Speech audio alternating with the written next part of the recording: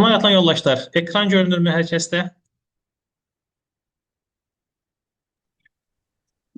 Bəli, görsənir. Bəli. Allah.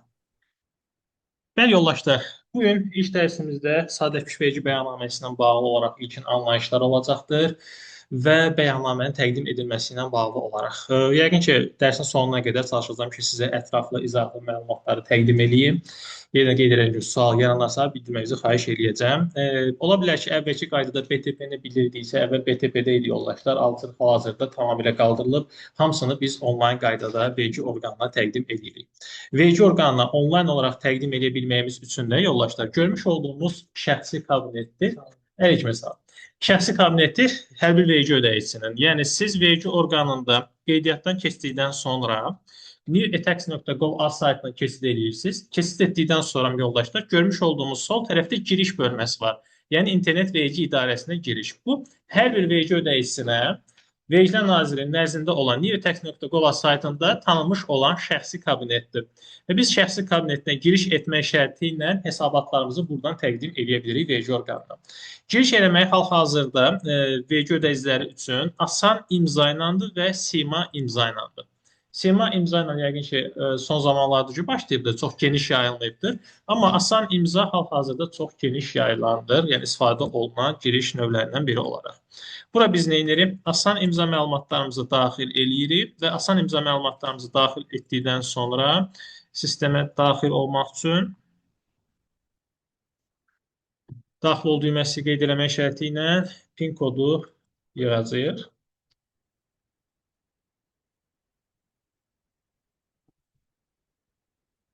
Bəli, bu ilə ola bilər biraz sistemdə cari arayışın vaxtına görə biraz yubanmalar ola bilər bəzən. Ümid edirəm ki, bir problem yaşamayacağıq. Bəli, daxil olduqdan sonra şirkətimizin adına sol tərəfdə menyular bölməsi var.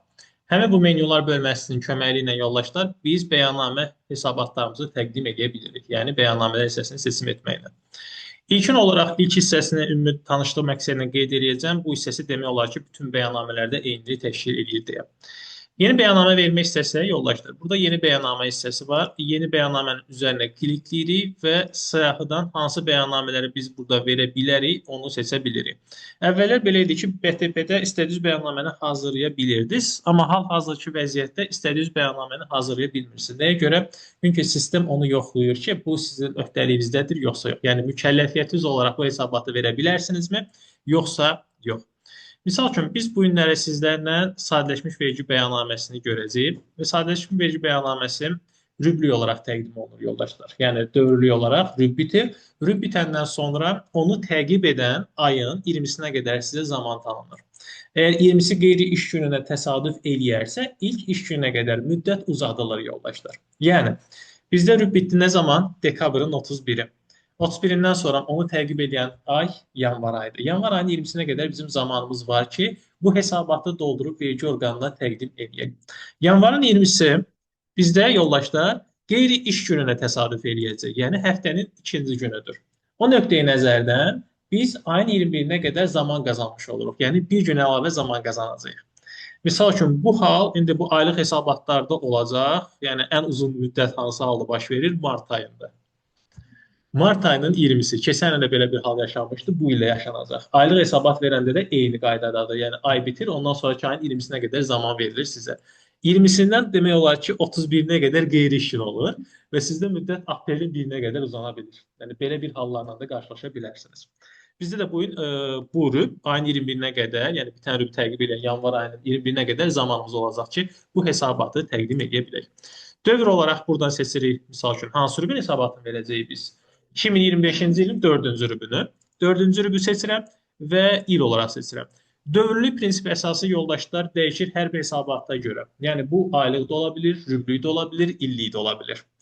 Aylıq olduğu zaman misal üçün ƏDV bəyannaməsi aylıq təqdim olunur. Orada bizdə aylar çıxacaqdır. Ayları seçəcəyik və ona müvafiq ili seçəcəyik. Mənfəət bəyannaməsi, əmlak bəyannaməsi. Buyurun.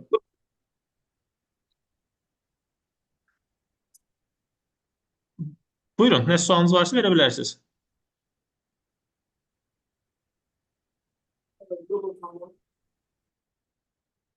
Okay, deyəsən sual yoxdur. Mənfəət bəyannaməsi, əmlak bəyannaməsi yoldaşlar illik olur.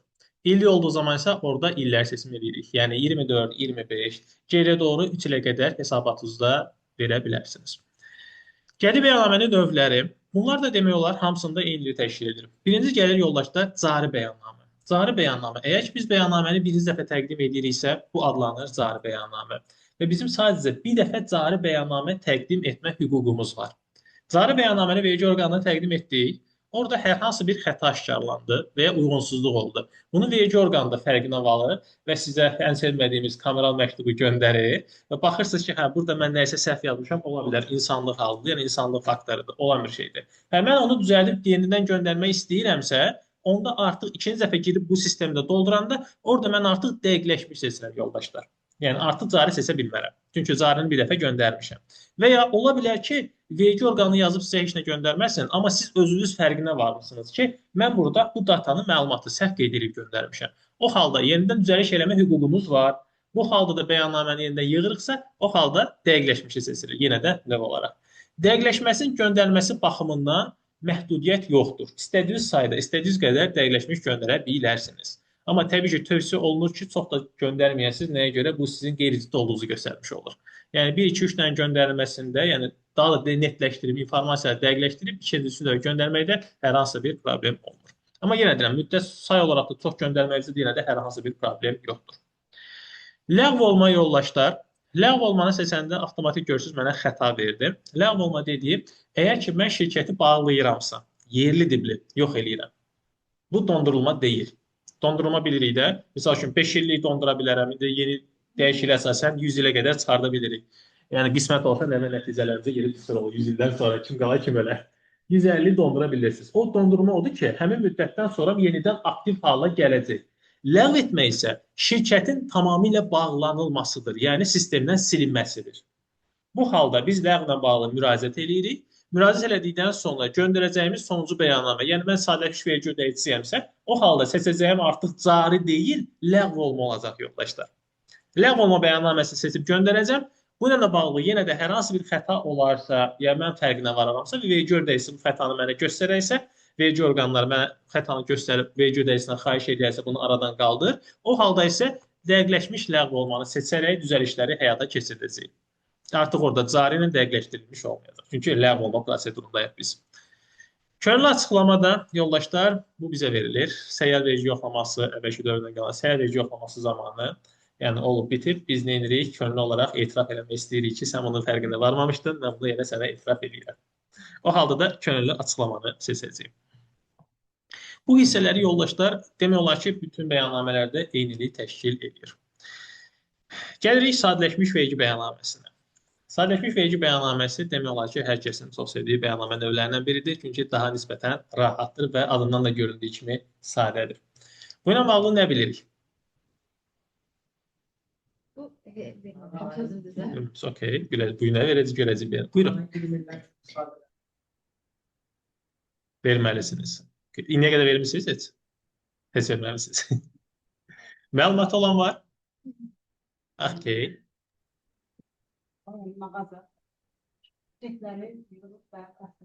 Verirsiniz. Çox asandır, əlbəttə ki. Belə izah edeyim. Ən sadə dildə izah eləməyə çalışacağam. Çalışacağam ki, hamısı anlaşılır olsun. Adının da göründüyü kimi sadələşdirilmiş. Vergi orqanı deyir ki, mən vergi ödəyicisi olaraq sizləri çox əziyyətə salmaq istəmirəm. Rübli olaraq nə qədər qazanc əldə eləmişsiniz, onları mənə göstərin, onun üzərindən vergi ödəyin. Yəni, sadələşmiş vergi ödəyiciləri yoldaşlar 218-ci maddədən başlayır orada açıqlamalar. Deyir ki, sizin dövriyyəviz 200 min manata qədərdirsə, son 12 aylıq dövriyyəviz və ƏDV qeydiyyatında deyilsinizsə, o halda siz sadələşmiş vergi ödəyicisi ola bilirsiniz və mən sizin xərclərinizə baxmıram. Mənim üçün xərclər maraqlı deyil. Yəni, mən sizin üçün daha da rahatlaşdırıram onu. Nə qədər satış eləmisənsə, satışımı mənə bəyan elə və onun üzərindən vergi ver. Yəni, misal üçün deyirəm, burada vergi dilimlərindən biri də 2%dir. Deyir ki, misal üçün, rüb ərzində 1000 manatlı satış eləmisən, onun 2%-ni vergi ödəməli. Vəssalam, bu qədər sadə. Yoxsa xərclərimi çıxar, xərclərin çoxunu mənə təqdim elə. Buna heç nə ehtiyac yoxdur. Bu əsaslanır nəyə? Yəni sadələşdirməyə, prinsip etibar sadələşdirməyə. Əhatə dairəsi də yoldaşlar, ən çox əhatə dairəsi, indi detaylına girəcək sizlərlə, Əhaliyə xidmət göstərən, əhaliyə satış həyata keçirdən mağazalardır, obyektlərdir. Bunlara şamil olunur. Çünki birbaşa əhaliyə xidmət göstərən sektora şamil olmaqdadır. Nəqliyyat da bura daxildir. Eyni zamanda sabit qəbzə vergi ödəyicilər də bura daxildir. Onları da görəcəyik biraz sonra. Bəli, gələcəm indi ona da. Var. O bu ildən giribdir. Ona da değinəcəyim də. 200 min manata qədər yoldaşlar satış dövriyyə son 12 aylıq ona görə deyilir ki, yəni yanvarın 1-dən dekabrın 30-una görə deyilmir. Çünki son 12 ay 200 mini keçərsə ƏDV qeydiyyatına düşə bilərsiniz yoldaşlar. Bu nöqteyi nəzərdən də 200 min son 12 ay olaraq deyilir. 200 mini keçdiyiniz halda isə yoldaşlar, əgər ki ictimai iaşə sektorunda fəaliyyət göstərirsinizsə, dövriyyəviz 200 minin üzərində çıxanda da o halda vergi orqanına müraciət edib sadələşmişdə qala bilərsiniz. Amma yenə deyirəm, ictimai iaşə sektoru üçün keçərlidir. Digər sektorlar bu ayrıcalıqdan faydalana bilməzlər. Bura qədər tamamıq. Əla. Bu ildən etibarən isə yoldaşlar yeni bir əlavə gəldi bura. Vergi orqanı qeyd elədi ki, əgər ki dövriyyəvizin müəyyən bir hissəsi əhaliyə xidmət elədiyi zaman, yəni onu nəzərə alıram, pərakəndə satış dövriyyəsinin və bu postterminalla icra olunan hissəsi 200 minin diqqətə alınmasında 0,5 əmsalı tətbiq olunacaqdır. Çünki bu əla diqqət eləsiniz, mən nə dedim? 200 min dövriyyə son 12 aylıqda. O son 12 aylıq 200 min dövriyyə ümumi satışda nəzərdə tuturdu. Amma vergi orqanı deyir ki, 200 min dövriyyə, misal üçün, hesab eləyək hamısını biz post terminalla və ancaq əhaliyə göstəririk xidməti. Bizim dövriyyəmiz 400 min manat olursa və tamamilə nağdsız formada post terminaldan həyata keçirilirsə, biz yenə də sadələşmişdə qala bilərik. Bəli, nağd dövriyəni azaltmaq üçün və bunu belə deyim də, çünki nağd dövriyyədə qanun pozuntuları biraz daha riski yüksəkdir, amma nağdsız hamısı sistemdən keçdiyinə görə vergi orqanı görür. Cari günümüzdə də bildiyiniz kimi elektron qayma və bütün sistem hamısı inteqrasiya olunanda 1 manatı vuran kimi onların sistemində çıxır, öz əksini tapır. Buna görə də bunu belə deyim də, insanları bir növ ora itmək üçün, bir növ şirinlikləndirmə məqsədi ilə bəli, bu dəyişiklik həyata keçirilir. Yəni sizin post terminalla əhaliyə göstərdiyiniz xidməti 0,5 əmsalı ilə artıq nəzərə alınacaqdır. O 400 min məsələsi bəzi səsləndirirlər, amma bu 400 min ancaq post terminala şamil olunur. Nağd satışlara şamil deyil yoldaşlar. Aydındır? Əlbəttə ki, nağd satışları belə deyim də, gizlədə bilirsiniz. Yəni, belə açıq danışaq. Sahibkarların bəziləri bunu yaddan çıxır, vurmur. Amma post terminal elədir ki, siz aparata kartı yaxınlaşdırmadan o vəsait oradan çəkilmir. Bu da çəkildiyinə görə sistemə düşür avtomatik olaraq. Bu da sistem görür. Ancaq kartı olanda Nağd verəndə siz onu kassaya vurmasanız heç kim görmür. Aydındır? Yəni bizdə də yenə deyirəm, mən hər kəsin haqqını girmək istəmirəm. Müəyyən fərqli sahibkarlar var ki, nağd aldığı zaman kassa çeki təqdim etmir. Aydındır? Bunların qarşısının alması baxımından onlar qeyd edirlər ki, mən bunu şamil edirəm ancaq post terminala. Yəni kasa çəkmə olsa düşür və əvvəldə kartla dəyişəndə düşürsə. Bəli.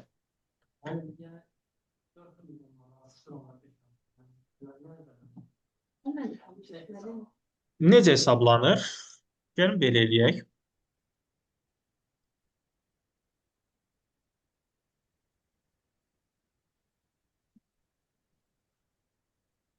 Bir sadələşmiş vergi ödəyəcəyik. Bizim nağd dövriyyəmiz var. Nağd satış qeyd edirəm bura.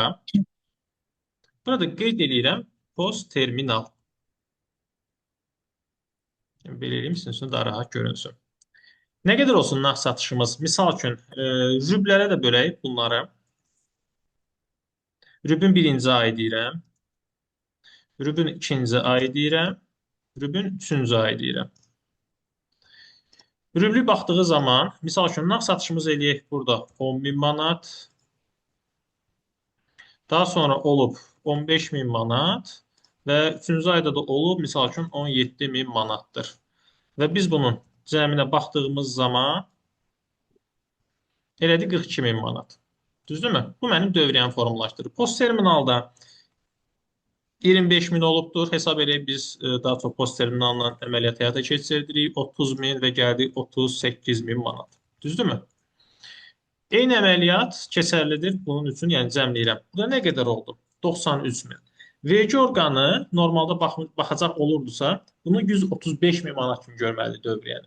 Amma mənə qeyd eləyir ki, 2026-cı ilin yanvarın 1-dən etibarən postterminalla buran da vurğulur yoldaşlar. Vətəndaşlara edilən satış. Ola bilər ki, biznes kartla gəlib şirkət alıbsa, o keçərli deyil. Bu keçərli sırf vətəndaşlar üçün. Bəli, pərakəndə dövriyyə ilə. Mən 93 minin 0,5 əmsalı tətbiq eləyəcəm yoldaşlar. Yəni artıq bu 93 min kimi deyil, tam olaraq onun yarısı qədər. Yəni 46.500 manat kimi dəyərləndiriləcək. Yəni sizin dövriyyəniz 93 min üzərinə 42 min gəlirəm. 135 min deyil, nəzərə alınacaq 42 min üzərinə gələcəm 46.500, yəni 88.500 manat kimi görünəcəkdir. Aydındır? Yəni 26-cı yanvarın 1-dən etibarən bu şəkildə dəyərləndiriləcək artıq 0,5 əmsalı ilə.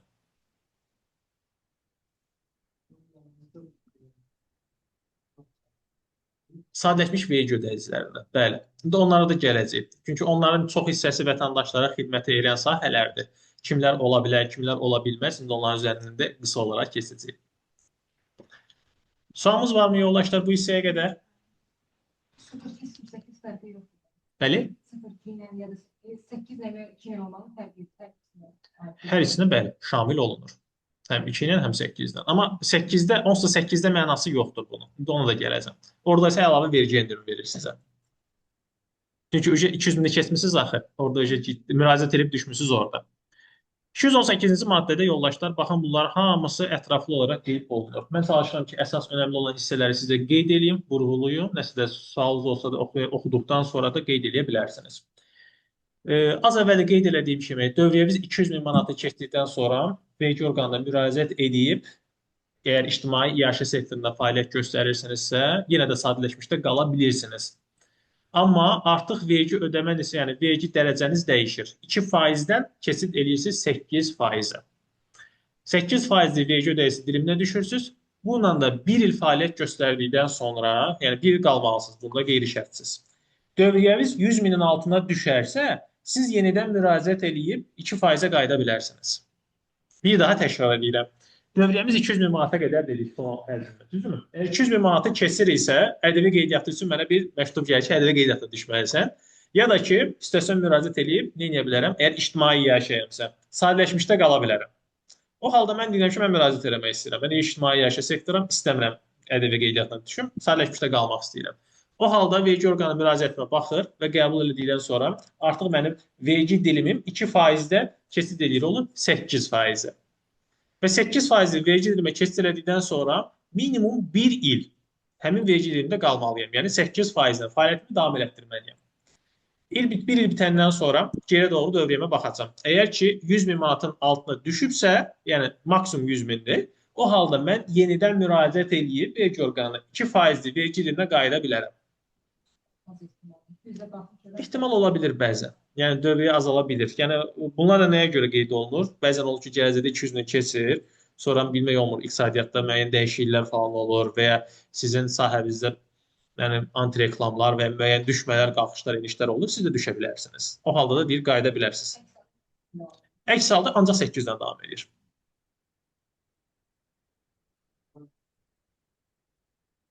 Təbii ki. İstədiyi zaman onu vergi qəbul edir. Belə deyim də sizə, ƏDV-nin sərfəli olub-olmaması artıq o şirkətin analizləri nəticəsində verilə biləcəyi qərardır. ƏDV-li alışları varsa, məhsullar ƏDV-li təmin edilirsə, bəli, ƏDV-li sərf edə bilər. Aydın nə demək istədim? Yox, əgər deyilsə, sərf eləmir. Yəni, daha bəsit ifadə ilə demək olaraqsa, ən çox sadələşmiş vergi ödəyiciləri, hər kəs başa dildə, restoranlardır. Nəyə görə restoranlardır? Çünki onlar xərclərinin, aldıqları malları alırlar toptancıdan və elə bir yerdən alırlar ki, sənəd ala bilmirlər yoldaşlar. Sənəd ala bilmədiyinə görə xərclərini rəsmi göstərə bilmirlər. Bu da onlara sıxıntı yaradır. Ona görə deyirlər ki, mən başımı ağrıtmayım, belə sadələşmişdə gedib mənim üçün də rahat olsun. Aydındır. Bəzən olur ki, bu nüansı da qeyd edeyim. Bayaqlar mən nə dedim? Sadələşmiş vergi ödəyici xərclərinə baxılmadan gəlirləri, yəni satışları üzərindən vergi ödəyir. Olur ki, belə hallar da olubdur bizdə. Misal üçün, praktikada Adamın bu ilə, yəni bu il ərzində 9000 manat satışı olub, amma bunun qarşılığında 12000 manat xərci olubdur. Və hər şey də rəsmi formada olubdur amma. Ümumən mən bunu neynəsəydim, mənfəət və gəlir olmuş olsaydı zərərdə olacaqdı və heç bir vergi ödəməyəcəkdi. Amma sadələşmişdə olduğuna görə adam satışı üzərindən vergi ödədi. Bəli. Aydındır? Yəni bunlar təbii ki, analizlər nəticəsindədir. Adam düşünür ki, mən gələcəkdə daha çox satış edəcəm, perspektiv olaraq mənə sadələşmiş uyğundur deyə davam edir. 218.4-cü maddə yoldaşlar. Bunlar deyir, dövriyyəsindən asılı olmayaraq, bunlar birmənalı olaraq sadələşmiş vergi ödəyiciləridir. Bunun içərisində qeyd edəcəklər 220.10-cu maddə var. Bunu da görəcəksiniz sizlərlə bərabər. Bu sabit qəbzlə vergi ödəyiciləridir. Yəni, bəzən eşitmiş ola bilərsiniz. Bərbərlərdir, duluzçulardır, pinəcilər, çəkməcilər, toyda tamadalardır, afisantlardır. Maddələrdə dəyişiklik olub, DSF-lərdə dəyişiklik olubdur, bəli, müəyyən dərəcədə. Baxın yoldaşlar, 220.10-cu maddədə bunlar hamısı sizin qarşınızda sıralayırlar, adları burada qeyd olunub, sağ tərəfdə də vergi dərəcələri, yəni vergi məbləğləri, manatlar. Bunlar aylıqdır.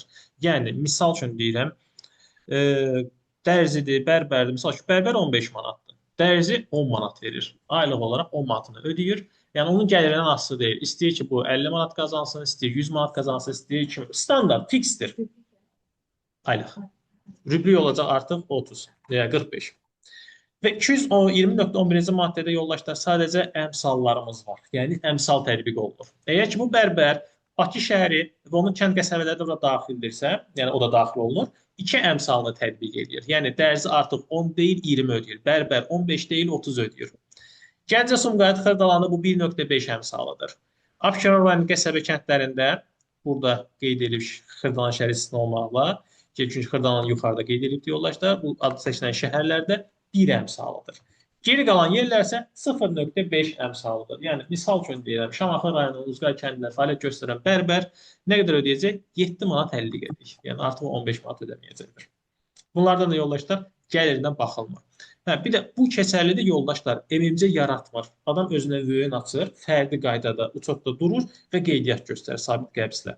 Əgər MMC yaradırsa, bəzən olur studiyalar görürsünüz, məsələn, ateliye açır adam, dərzi fəaliyyəti ilə MMC yaradır. Bu onun üçün keçərlidir. Ateliye açırsa, o da sadələşmiş vergi ödəyicisi ola bilər, əgər ki, əhaliyə xidmət göstərirsə. Və ya MMC açır, 5-6 dənə bərbər bir araya gəlir, fəaliyyət göstərirsə, o zaman o nə edəcək? Bərbərləri orada rəsmi müqavilə ilə, əmək müqaviləsi ilə işə götürəcək və ümumi satışı üzərindən vergisini özü ödəyəcək. Aydındır? Yəni, bu sırf keçərlidir. Mən əgər ki, fərdi qaydada fəaliyyət göstərirəmsə. Qaldığımız yerdən davam edəcək olursa, bizdə gəldik 218-ci maddə ilə. Bunları qeyd elədik.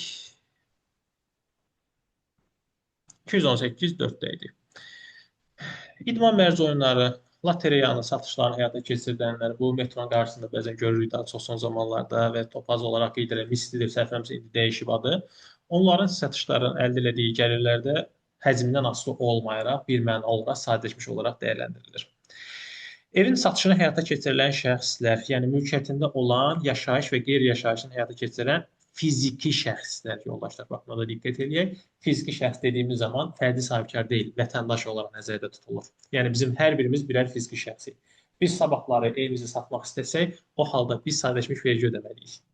Təbii ki, burada istisnalar var. Burada da aziz olmağa da qeyd edilir. Əgər ki, biz minimum 3 il o evdə qeydiyyatdayıqsa və ya 3 il ərzində kommunallar bizim adımızadırsa, o halda biz sadələşmiş vergi ödəməkdən azadıq. Bəli.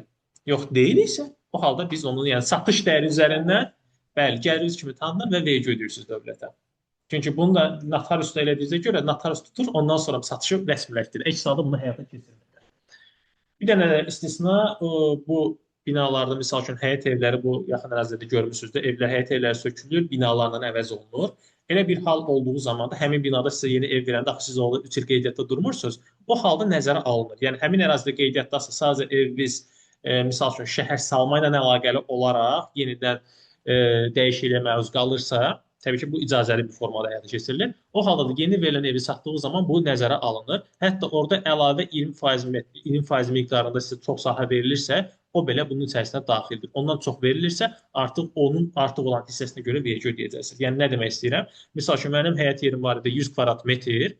söküldü, mənə binada ev verildi 120 kvadrat. Yəni 20% çox verildi. Bu halda mən o evi satsam da hər hansı bir vergi ödəməyəcəm. Çünki artıq 3 ildən çoxdur orada qeydiyyatdayam.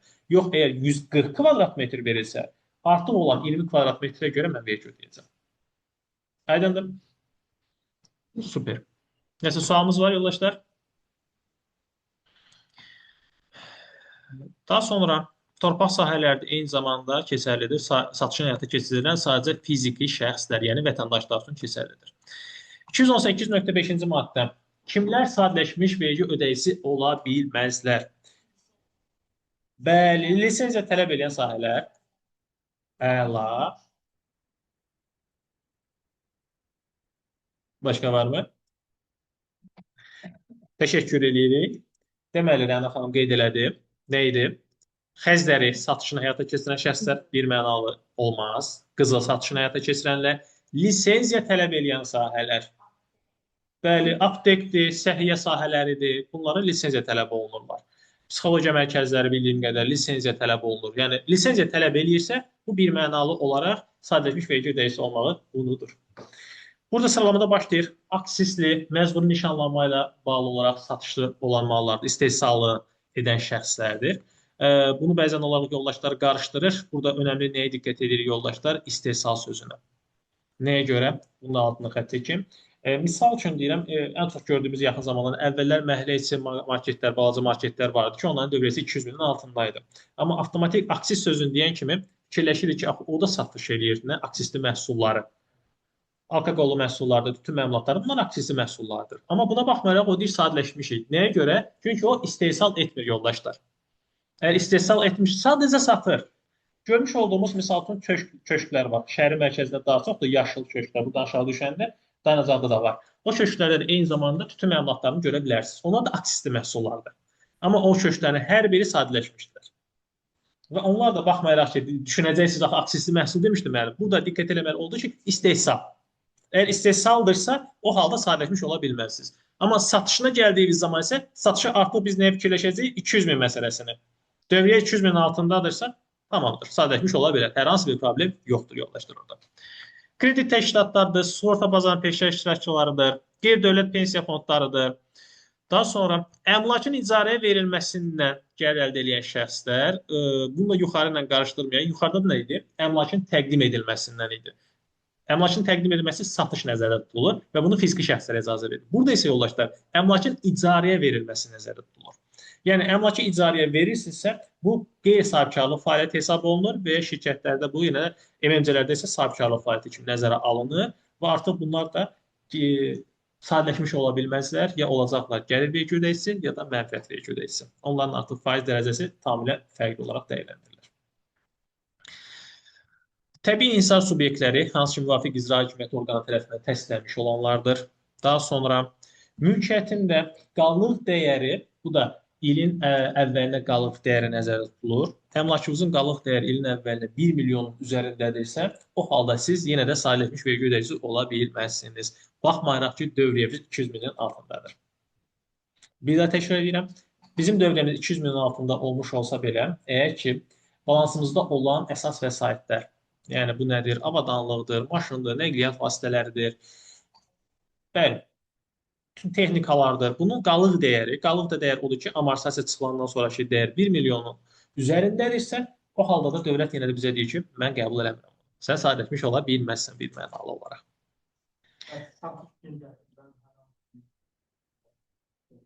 Bəli. Satış üçün gətirilən məhsul 1 milyondan artıq olursa, artıq bu nə deməkdir? Siz dövriyyənizi 200 mini keçəcək.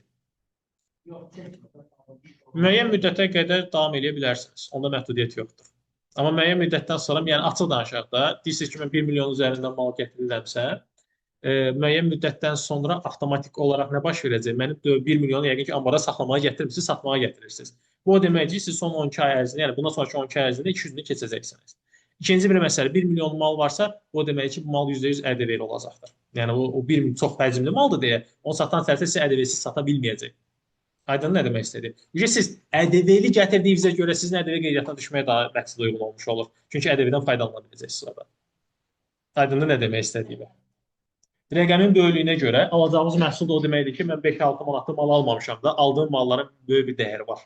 Qarşı tərəfdə sizə satış edəndə 100 min, 200 min eləyəcək minimum deyirəm. O 100 min, 200 min bir dənə sizə eləyirsə, onun başqa müştərilər də var. Aydın nə demək istədim? O dövrə böyük görünür onda. Bəli. Artıq o %100 ƏDV ödəyicisi olur. O ƏDV ödəyicisidirsə, bu ki siz də artıq götür qoy eləyirsiniz. Mən bu malları ƏDV alıramsa, mən onun ƏDV-sini ödəyirəm axı. Sabahlar bunu satanda ya ƏDV qeydiyyata düşməliyəm, bunu müştəridən xahiş eləməliyəm mən ödəsin. Ya da mən bunu qarşılayıb sadələşmişə girməlisinizsə, artıq maya dəyərini itirmiş olursunuz. Yəni rəqabətdə uduzursunuz artıq orada. Məsələ də odur. Yəni rəqabətdə uduzursunuz orada. Publik hüquqi şəxslərdir yoldaşlar. Rüb ərzində işçilərin ortalama sayı 10 nəfərdən çox olan istehsal müəssisələri. İstehsal fəaliyyəti həyata keçirirsinizsə yoldaşlar, bu zamanda yenə də sadələşmiş ola bilməzsiniz. Ola bilər, misal üçün deyim, ictimai yaşayış sektorları. Mən nəyə görə deyirik? 200 minin üzərində ola bilirlər, dedik ki, ola bilərlər ictimai yaşadır. Onlar məlum məsələdir ki, şəbəkələrdir. Misal üçün burada gördüyümüz restoran şəbəkələrinin bir neçəsi var ki, eyni prinsiplə hərəkət edirlər. Yəni coffee shoplar, misal üçün Gloria Coffee Shop'un çoxlu nöqtələri var, mən bildiyim qədər 200-ün üzərindədir. Onların çekinə baxsaz, orada da qeyd edilir 8%. Yəni orada işçi sayı çoxdur. Çünki onu növbəli işləyirlər. Bax gördüyünüz qədər 7-24 ardası aktivdirlər. Topdan satış ticarəti fəaliyyətində məşğul olan şəxslər 5.9. Bu nə deməkdir yoldaşlar? Bayaq vurguladığım kimi sadələşmişdə əsas məqsəd əhaliyə xidmət göstərməkdir. Topdan satış dediyim zaman mən hüquqi şəxslərə satış həyata keçirirəmsə, mən birmənalı olaraq sadələşmiş ola bilmərəm. Yəni artıq mən nə etməliyəm? Mükəlləfiyyətim dəyişib, sadələşmişdən keçməliyəm mənfəətə və ya gəlir vergisi ödəyicinə. Burada sadəcə bir istisnalar var, onu qeyd edeyim sizə. 218.5.9-da yadınızı saxlayaq burada. 218.6-cı maddə var.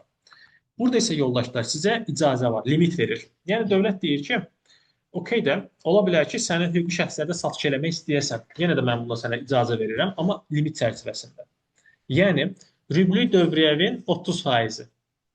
Yəni, sən neynədin? 10 min bu rüb ərzində satış eləmisənsə, onun 3 min manatlıq hissəsini hüquqi şəxslərə sata bilərsən. Yəni, bu da normaldır. Çünki sənin hüquqi şəxs gələ bilər ki, mən bunu tapa bilmirəm, səndə var məhsul, mən səndən almaq istəyirəm, sən desən, yox, mən satmıram sənə. Sata bilərsən, problem yoxdur. Amma nəzərə al ki, mən sənə 30% limit tətbiq edirəm. Yəni, mənim rüblü satışım 10 min manaddırsa, mən sadəcə 3 min manatlıq hissəsini hüquqi şəxslərə müqavilə bağlayıb qaymə ilə təqdim edə bilərəm. Hə, çox da təqdim edə bilərsinizmi? Təbii ki. Buna yenə də məhdudiyyət yoxdur. Çox təqdim edərsinizsə nə baş verəcək? Yəni, misal üçün hesab eləyək ki, bu 10 min manatlıq dövriyyəmizin 5 min manatlığını biz qaymə ilə təqdim eləmişik. Vergi orqanı deyir ki, okeydir. Həmin rübdə sadələşmişdə mən səni saxlayacağam, amma onu təqib edən, rübü bitdikdən sonra onu təqib edən ilk aydan, yəni yanvarın 1-dən etibarən sənin mükəlləfiyyətimiz artıq dəyişdiririk. Olacaqsan gəlir və ya mənfəət. Bir daha təkrar edirəm. Yuxarıdan nə qeyd elədik? Topdan satış. Topdan satış olaraq fəaliyyətimizi seçiriksə, bu məğzi nədir? Yəni, mən topdan əhali heç kim gəlib sizdən misal üçün deyirəm də, ayaqqabını 100 dənə, 300 dənə almır cüt olaraq. Düzdürmü? Bəli. Onu elektron qayma vasitəsilə müəssisələr alır sizdə. Müəssisələr də nəyə alıb? Aparıb satacaqlar haradasa. Yəni, mən hüquqi şəxslərə satıram, toplu olaraq satıram. Vətəndaş maksimum gəldi, bir cüt alıb, çıxıb gedəcək, işini də alacaq. Yəni, pərakəndə alacaq sizdən. O nöqteyi nəzərdən deyir, topdan satışla məşğul olacaqsansa, mən sənə sadələşmiş olmağa birmənalı icazə vermirəm. Amma istisna olaraq burada 218.6-cı maddədə qeyd edir ki, bu həm xidmət üçün keçərlidir, həm də mallar üçün keçərlidir. 30% həzmində limit var. Rüblüydür limit yoldaşlar, rüb ərzində. İstəyirsən onu 3-cü ayda istifadə elə, istəyirsən 1-ci ayda istifadə elə, istəyirsən hər ayı 30% bölgünə, o tamamilə sənə buraxılan finansdır. Yəni mən rübün 1-ci ayında 30%-i keçirəmsə, elə düşünməyin ki, bu aylıq baxılır, bu rüblük baxılır. Yəni ola bilər ki, misal üçün rübün 1-ci ayında ancaq 3 min manat satışınız oldu, başqa satışınız olmadı. Avtomatik nəyə fikir formalaşır? 100% topdan satmışam. Düzdür? Amma sizin rübün sonuna qədər zamanınız var. Rübün sonuna qədər 12 minlik, 13 minlik dövriyyə eləsəniz, pərakəndə ilə bir yerdə cəmi. O halda siz yenə sadələşmişdən davam eləyə bilərsiniz. Bunda hər hansı bir problem yoxdur. Aydındır? Amma 50%, 60% keçsəz, yenə də hər hansı bir problem eləmir. Vergi orqanı sizə qeyd edir ki, rüb bitəndən sonra ki, sizin dövriyyəniz artıq 50%, 60% keçib, zəhmət olmasa müraciət edib gəlir və mənfəət vergisi ödəyicisi olaraq hesabatı verir. Ona da açıqlama verirsiniz ki, 218 Nöqtə 7-ci maddədə də qeyd olunur ki, mən əgər ki 218.6-nın tələbini ödəmirəmsə, həmin ayda, yəni o keçdiyiniz ayda sadələşmişdə qalırsınız. Onu təqib edən ayın, yəni rüb bitəndən sonra rübü təqib edən ayın birindən etibarən biz oluruq gəlir və ya mənfəət vergi ödəyicisi. Sualımız var? Super. Xəzərə məmulatlardır, qızıl, ona bərabər tutulan digər zərgərli məmulatlardır, yoldaşlar ki, bunlar da az əvvəl qeyd etdiyimiz kimi bir mənalı olaraq sadələşmiş vergi ödəyicisi ola bilmirlər. Və lisenziya, tələb olunan sahələr. Burada ən sonunda bizim üçün vurğulanırdır. Bunlar yoldaşlar bir mənalı olaraq sadələşmiş vergi ödəyicisi ola bilməzlər. Sualımız var mı bura qədər? Ondan qatılan yoldaşlardan hər hansı bir sualımız varmı? Bu hissəyə qədər yoldaşlar. Yoxdur. Gözəl. Sadələşmiş vergi bəyannaməsində də azad olmalar var yoldaşlar. Bu azad olmalar aiddir kənd təsərrüfatı ilə bağlı olan sahələrə. Yəni kənd təsərrüfatı məhsulunun istehsalçısınızsa və sizin mükəlləfiyyətiniz sadələşmişdirsə, biz 2027-ci ilə qədər hal-hazırda azad olmadır. Əvvəl 24-ə qədər idi, daha sonra 3 il yenidən uzadıldı. Bəli yoldaşlar. Daha sonra dövlət büdcəsinə olan vergi borclarının silinməsi, bu da əslində qalsa şirkətin gəliri hesab olunur. Çünki o normalda ödəməli idi, artıq dövlət bunu silibsə, bu da gəlir hesab olunur. Yenə də buna da hər hansı bir vergi hesablanma həyata keçirilir. Dividend məsələsi yoldaşlar. Dividend məsələsi. Dividendin nə olduğunu bilməyən varmı? Sualımı belə verim. Təsisçiyə qaytarılan yox, təsisçiyə ödənən onun gəliri. Çünki MMC-də açmaqda təsisçinin məqsədi nədir bir sahibkarın? Orada gəlir əldə etmək. Bəli, təsisçinin qazancı. Onun oradan əldə edəcəyi qazanc adlanır dividend yoldaşlar. Əgər ki siz ƏDV qeydiyyatında deyilsinizsə, bundan sonraki dərsimizdə onu daha ətraflı görəcəyik. ƏDV qeydiyyatında deyilsinizsə, gəlir xərclərinin çoxunu aparırsınızsa, o halda və dövriyyəniz 200 minin altındadır, son 12 aylıq. Sizin ödədiyiniz dividend ÖMV-dən azaddır və eyni zamanda bu sadələşmiş vergidən də azaddır. Həm ÖMV-dən azaddır, həm də sadələşmişdən azaddır. Nəyə görə sadələşmişdən azaddır sizcə? Yəni, nəyə görə burada yazıblar sadələşmişin azad olmasının içərisində?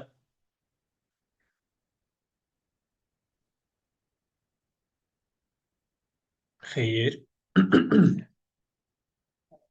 Yox. Buradakı açar söz yoldaşlar təsisdə gizlənibdir. Bəli. Mən misal üçün sadələşmiş vergi ödəyicisi olaraq BUTA MMC-yə mən özüm də başqa şirkətin təsisçisi ola bilərəm. Aydındır? Bir daha təkrar edirəm, mən BUTA MMC olaraq oradakı Alfa şirkətinin, Alfa MMC-nin təsisçisiyəm. Oradan mənə BUTA MMC dividend ödənə bilər. Çünki mən də təsisçisiyəm. Mənim də haqqımdır birinci olaraq oradan qazancımı götürmək. Bu, o nöqteyi nəzərdən buradadır. Yaşayışla bağlı bu hissəni sizə qeyd edim yoldaşlar. Baxın, 3 il məsələsini burada qeyd edib bizə. Yəni, balansı həmin evdə 3 illik qeydiyyatdasınızsa, satanda azadsınız, heç nə deməyəcəksiniz. Hətta dediyim kimi, bu şəhərsalma planı ilə bağlı olaraq deyil, sökülmüş yaşayış sahəsinin 20%-dən artıq olan hissəsi, bayaq dediyim 100 kvadratdan 120 kvadrat metrə verirlərsə sizə, yəni evinizi sökdülər, yeni binada sizə 120 kvadrat metr verdilərsə, yenə də 3 ildən çox orada qeydiyyatdasa problem yoxdur. Tamamilə azad olma düşür sizə. Amma ondan üzərində olan hissə isə şamil olunur. Bu da yoldaşlar qeydiyyatda olmasını təsdiqləyən sənəd deməkdir. Yəni deyir ki, ola bilər ki, sən orada qeydiyyata düşməmisən, amma orada yaşadığını təsdiq edən kommunal sənədləri varsa. Yəni Azərqazla sənin adında, Şotçiklə sayğaclar deyək, orada su sayğacı sənin adında olubsa orada 3 il ərzində, bu belə dövlət tərəfindən qəbul olunur. Deyir, okey, mən yenə bunu qəbul edirəm. Siz sadələşmiş vergi ödəyicisi olaraq vergi ödəməkdən azad olunursunuz. Daha sonra media subyektləri yoldaşları bu qarşınıza çıxa bilər və onlar əldə etdikləri reklamdan gəlirlər 23-cü ilin yanvarın 1-dən etibarən 6 il müddətinə gəlirlərdə azaddır. Daha sonra sizin üçün burada qeyd edəcəm. Sadələşmiş verginin dərəcəsi yoldaşlar. Sadələşmiş verginin dərəcəsi 200 min manata qədər dövriyyəmizdən 2% ödəyirik. 200 min manatdan yuxarıdırsa və ictimai iaşə sektoruna fəaliyyət göstərirsə, müraciət edib qaldıq və 8% ödəyirik. Amma 2026-cı ilin yanvarın 1-dən etibarən yoldaşlar, burada vergi orqanı sizin üçün bir endirim gətirdim. Amma bu endirim keçərlidir 3 il müddətinə. Baxın, burada da qeyd edibdir. 3 il müddətinə o halda keçərlidir ki, postterminalla elədiyiniz dövriyyələr satış zamanı əhali göstərdiyiniz, 8-dən deyil, 6%-dən dəyərləndiriləcək yoldaşlar. Bir daha təkrar edirəm. 2026-cı ilin yanvarın 1-dən etibarən ictimai yaşayış sektoram və 8%li vergi dilimindəyəm. O halda mən postterminalla satış edirəmsə əhaliyə, bəli, oradan əldə etdiyiniz qazanc artıq 6%-lə nəzərə alınacaqdır, 8%-lə deyil.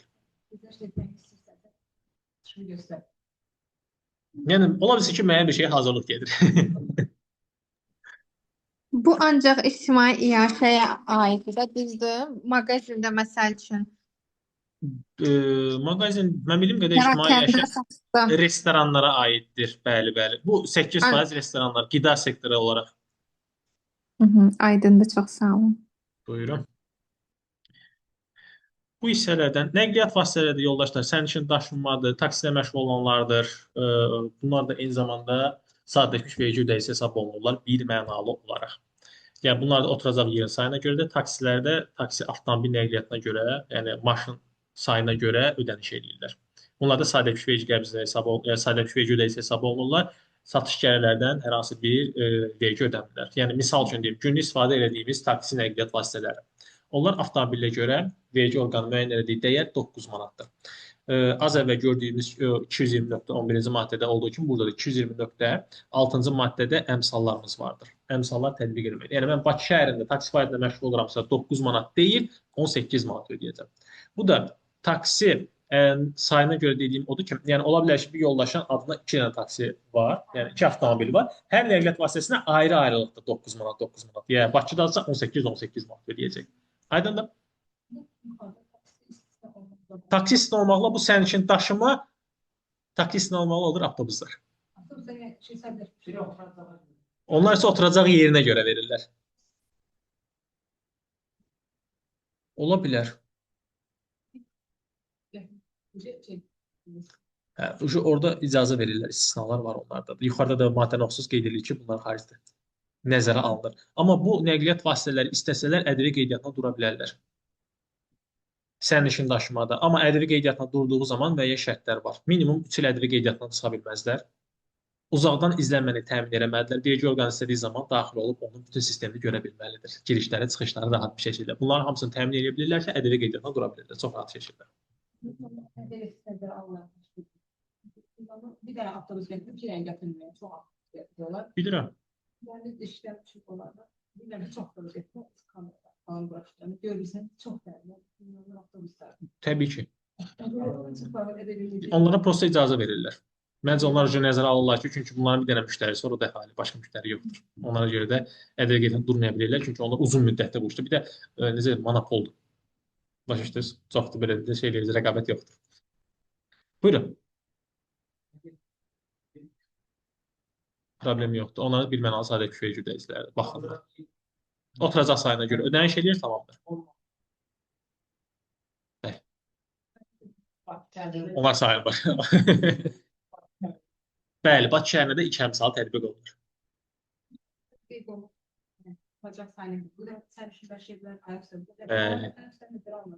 O ancaq oturacaq sayına görə deyirlər.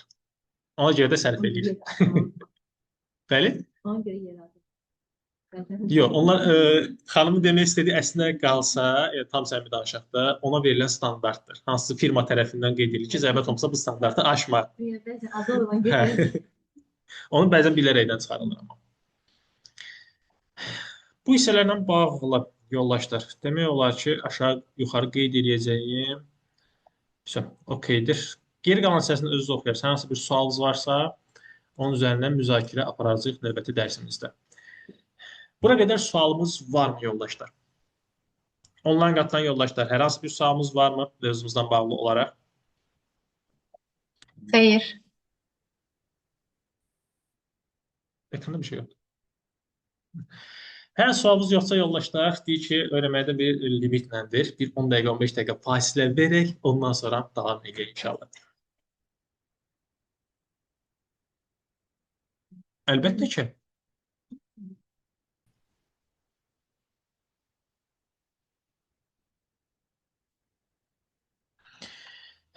Bəli, dərsə başlamasından əvvəl yoldaşlardan gözəl bir sual verdim. Onu hər kəsin belə dinləyə bilməsi üçün bu rekorda qeyd edəcəm. Sonradan lazım ola bilər. Şirkət qeydiyyatdan keçdiyi zaman MMC bir nizamnamə kapitalı qoyuruq. Orada belə dırnaq arasında bəzən 10 manat qeyd edir, amma 10 manat olmamalıdır bildiyiniz kimi.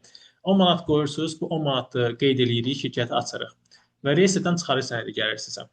Artıq bu ildən etibarən sizə yoldaşlar benefisiarın qeydiyyatla bağlı ayrıca bir sənəddə gəlir. Çünki artıq sənədlərin hüquqi sənədlərin sayı dövlət satıqdır.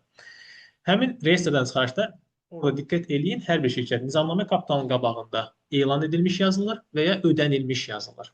Əgər ödənilmişdirsə, heç bir problem yoxdur.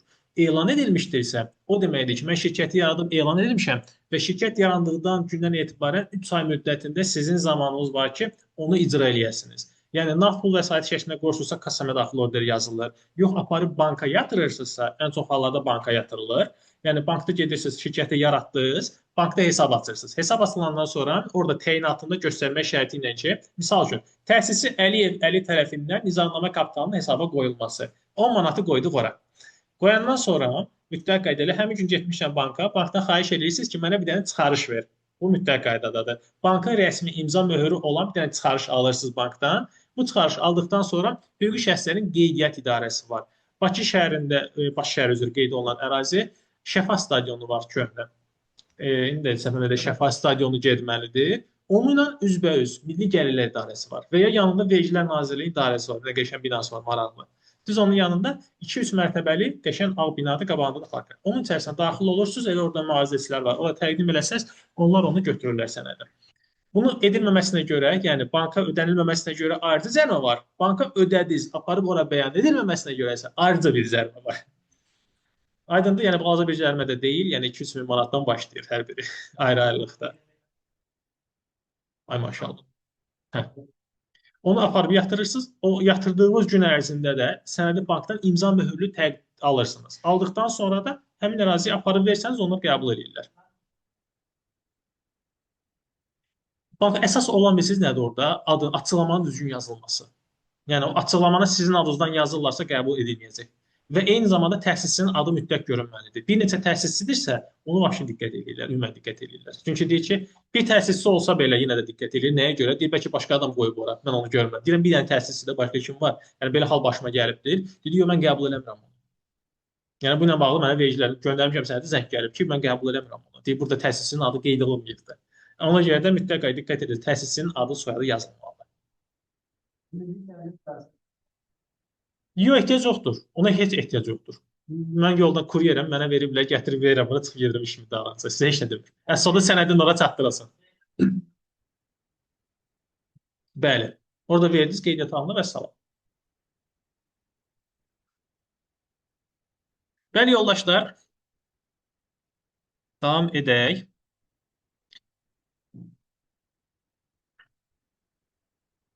Mən sistemə daxil oluram.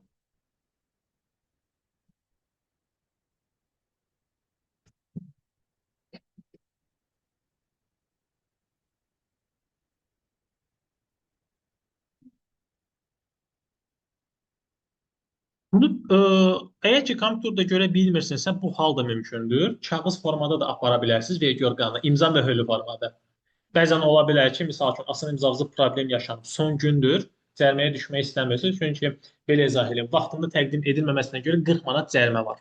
Amma 40 manat cərimədə o haldadır ki, yoldaşlar, əgər ki, onun içərisində informasiya olacaqsa, informasiya olmayacaqsa, cərimə olmayacaqsa sonradan verəndə. Yəni, hesabat sonradan boş hesabat kimi verilirsə, 40 manat cərimə düşmür. Amma hər hansı bir data yazacaqsınızsa, cərimə 40 manat olacaq. Çatdırmamışam. Çünki sistem işləmir, sıfırdan.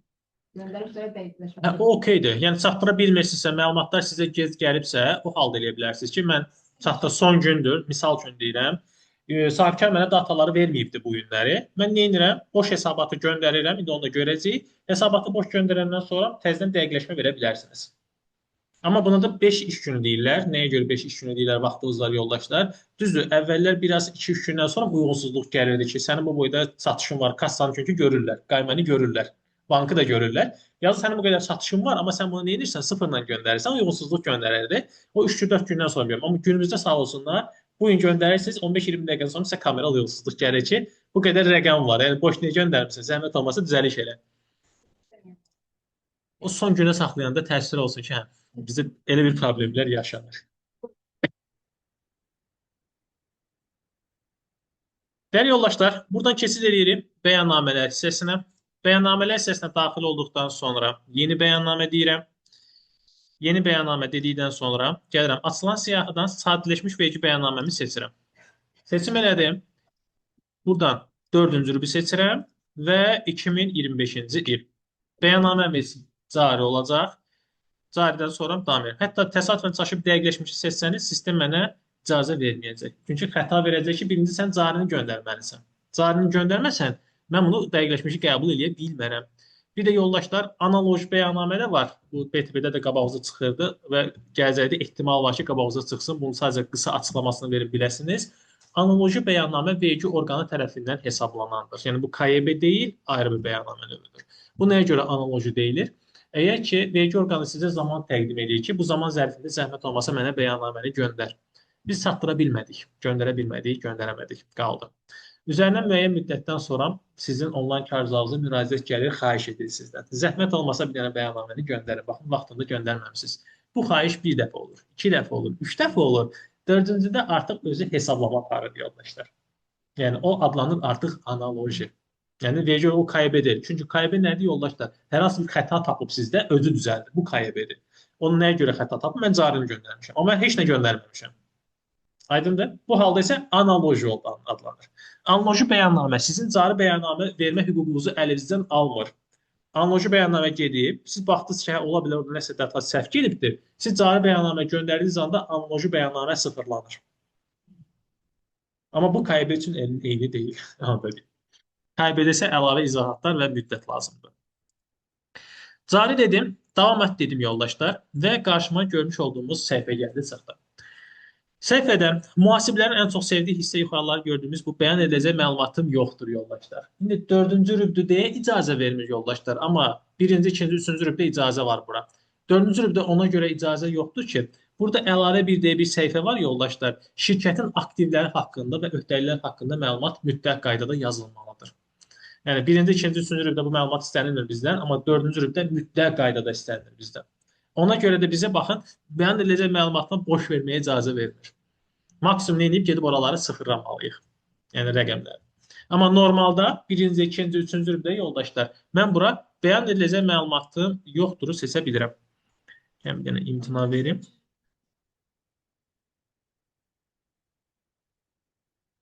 Bəli. Sıfır yaz, əlavəmizi sıfırlayıb o şəkildə göndərəcəyik. İzahatını verəcəm. İndi prosta bir dənə rübü dəyişirəm ki, göstərim sizə yoldaşlar. Onu seçmə sistemini. 3-cü rübə isə keçid elədim. Baxın, burada həmin xəbərdarlıq mənə gəlmir. Bəyan ediləcək məlumatımı seçə bilirəm. Həm də seçən kimi diqqət edin. Buradakı baxın, əlavələrin sayına dedik ki, ehtiyac yoxdur da. Bəyan ediləcək məlumatım yoxdur yoldaşlar. Boş bəyannaməyə bərabərdir. Sıfır. Heç nə verməyəcəm. Bu səhifədən sonra baxır məlumatlar okeylənir, göndərilir.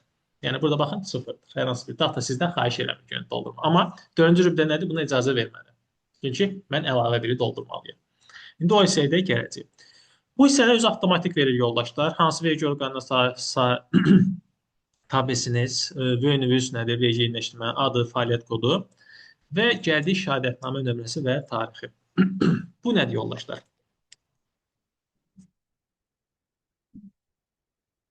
Xeyr. Azad iqtisadi zonalar eşitmişik yoldaşlar. Ələt Azad İqtisadi Zonası, Sumqayıt Texnologiya Parkı. Siz əgər orada qeydiyyatda düşmüsünüzsə və oranın rezidentisizsə, o halda sizin vergi nisbətiniz 0,5 əmsalıyla, yəni 0,5% hesablanır. Artıq 2% də deyil. O halda biz o sistemlə məlumat verə bilmək üçün həmin şəhadətnamənin nömrəsini və tarixini bura yazmalıyıq ki, sistem onu yoxlasın, görsün həqiqətən qeydiyyatda yoxsa yox. 0,5-ə. Bəli, 2-dən 0,5-ə düşür. Çünki orada vergi azaddır. Yəni vergi azad olunca, azad iqtisadi zona ona görə qeyd olunur. Əlaqə məlumatları yoldaşlar istəyə görədir. Məcburi deyil. İstəsəniz qeyd edə bilərsiniz. Təbii ki, qeyd eləməyiniz üstünlüyünüzdür. Hər hansı bir nəsə olsa, bunu yoxlayan əməkdaş birbaşa sizinlə əlaqəyə keçə bilsin. Heç nə yazılmır. Bu hissəyə əgər yoxdursa, bu ümumidir. Heç nə doldurulmadan davam edirik. Yəni bizdə yoxdur bu. Davam edəcəyik, keçid edəcəyik. Aşağıda irəli düyməsini keçid edə bilərəm yoldaşlar və ya verginin hesablanması hissəsindən buradan da klikləməklə digər səhifəyə keçid edə bilirəm avtomatik olaraq. Bura gəldikdən sonra artıq 2 rübdür ki, burada öz avtomatik xəbərdarlıq çıxardır. Nəyə görə xəbərdarlıq çıxardır? Sistemə inteqrasiya olduğuna görə özü bu ilk hissələri, yəni bu sətirləri, dataları, rəqəmləri avtomatik doldurur sistem. Çünki kassamızı görür, qayməmizi görür, bankımızı görür. Avtomatik verir. Yox, oradan razılaşmırsa, indi biz özümüz daxil edəcəyik. Bu hissədə biz nəyi görürük, yoldaşlar? Görmüş olduğumuz hissə əslinə qalsa ayrılır 4 dənə, hətta 5-ə də deyə bilərik. Birinci, sətirlərin kodlarıdır, yoldaşlar. İkinci, sətirlərin açıqlamalarıdır. Ondan sonra gəlir 220.1-ci maddə. Bu hansı maddədir, yoldaşlar? 2% vergi dilimində olan vergi ödəyiciləri üçün olan hissədir. 220.1 defis birinci maddə. Mən ictimai yaşayam, 200 bini keçmişəm. Yəni 8% vergi dilimindəyəm. Bir də gəlir xüsusi iqtisadi zonalar, yoldaşlar. Hansı ki, az əvvəl dediyim, əgər şəhadətnaməmi yazmışamsa, mən bura qeyd edəcəm, yoldaşlar. Yox, yazmamışamsa, digər sətirlərdən istifadə edəcəm. Bizim ən çox istifadə edəcəyimiz sətir, yoldaşlar, 220.1-ci hissə olacaqdır. Yəni, ən çox qarşılaşacağımız hissə. Buradan da, yoldaşlar, qeyd edirik.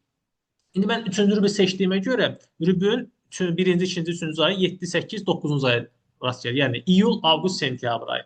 Və ya 4-cü rübdən davam eləmiş olsaydım, 10, 11, 12 yazılacaq idi orada. Bura nəyə yazırıq? Həmin rübdəki, yəni rübün 1-ci ayında həm kassa, həm qaymə satışlarımızın cəmini, yoldaşlar. Bir daha təkrar edirəm.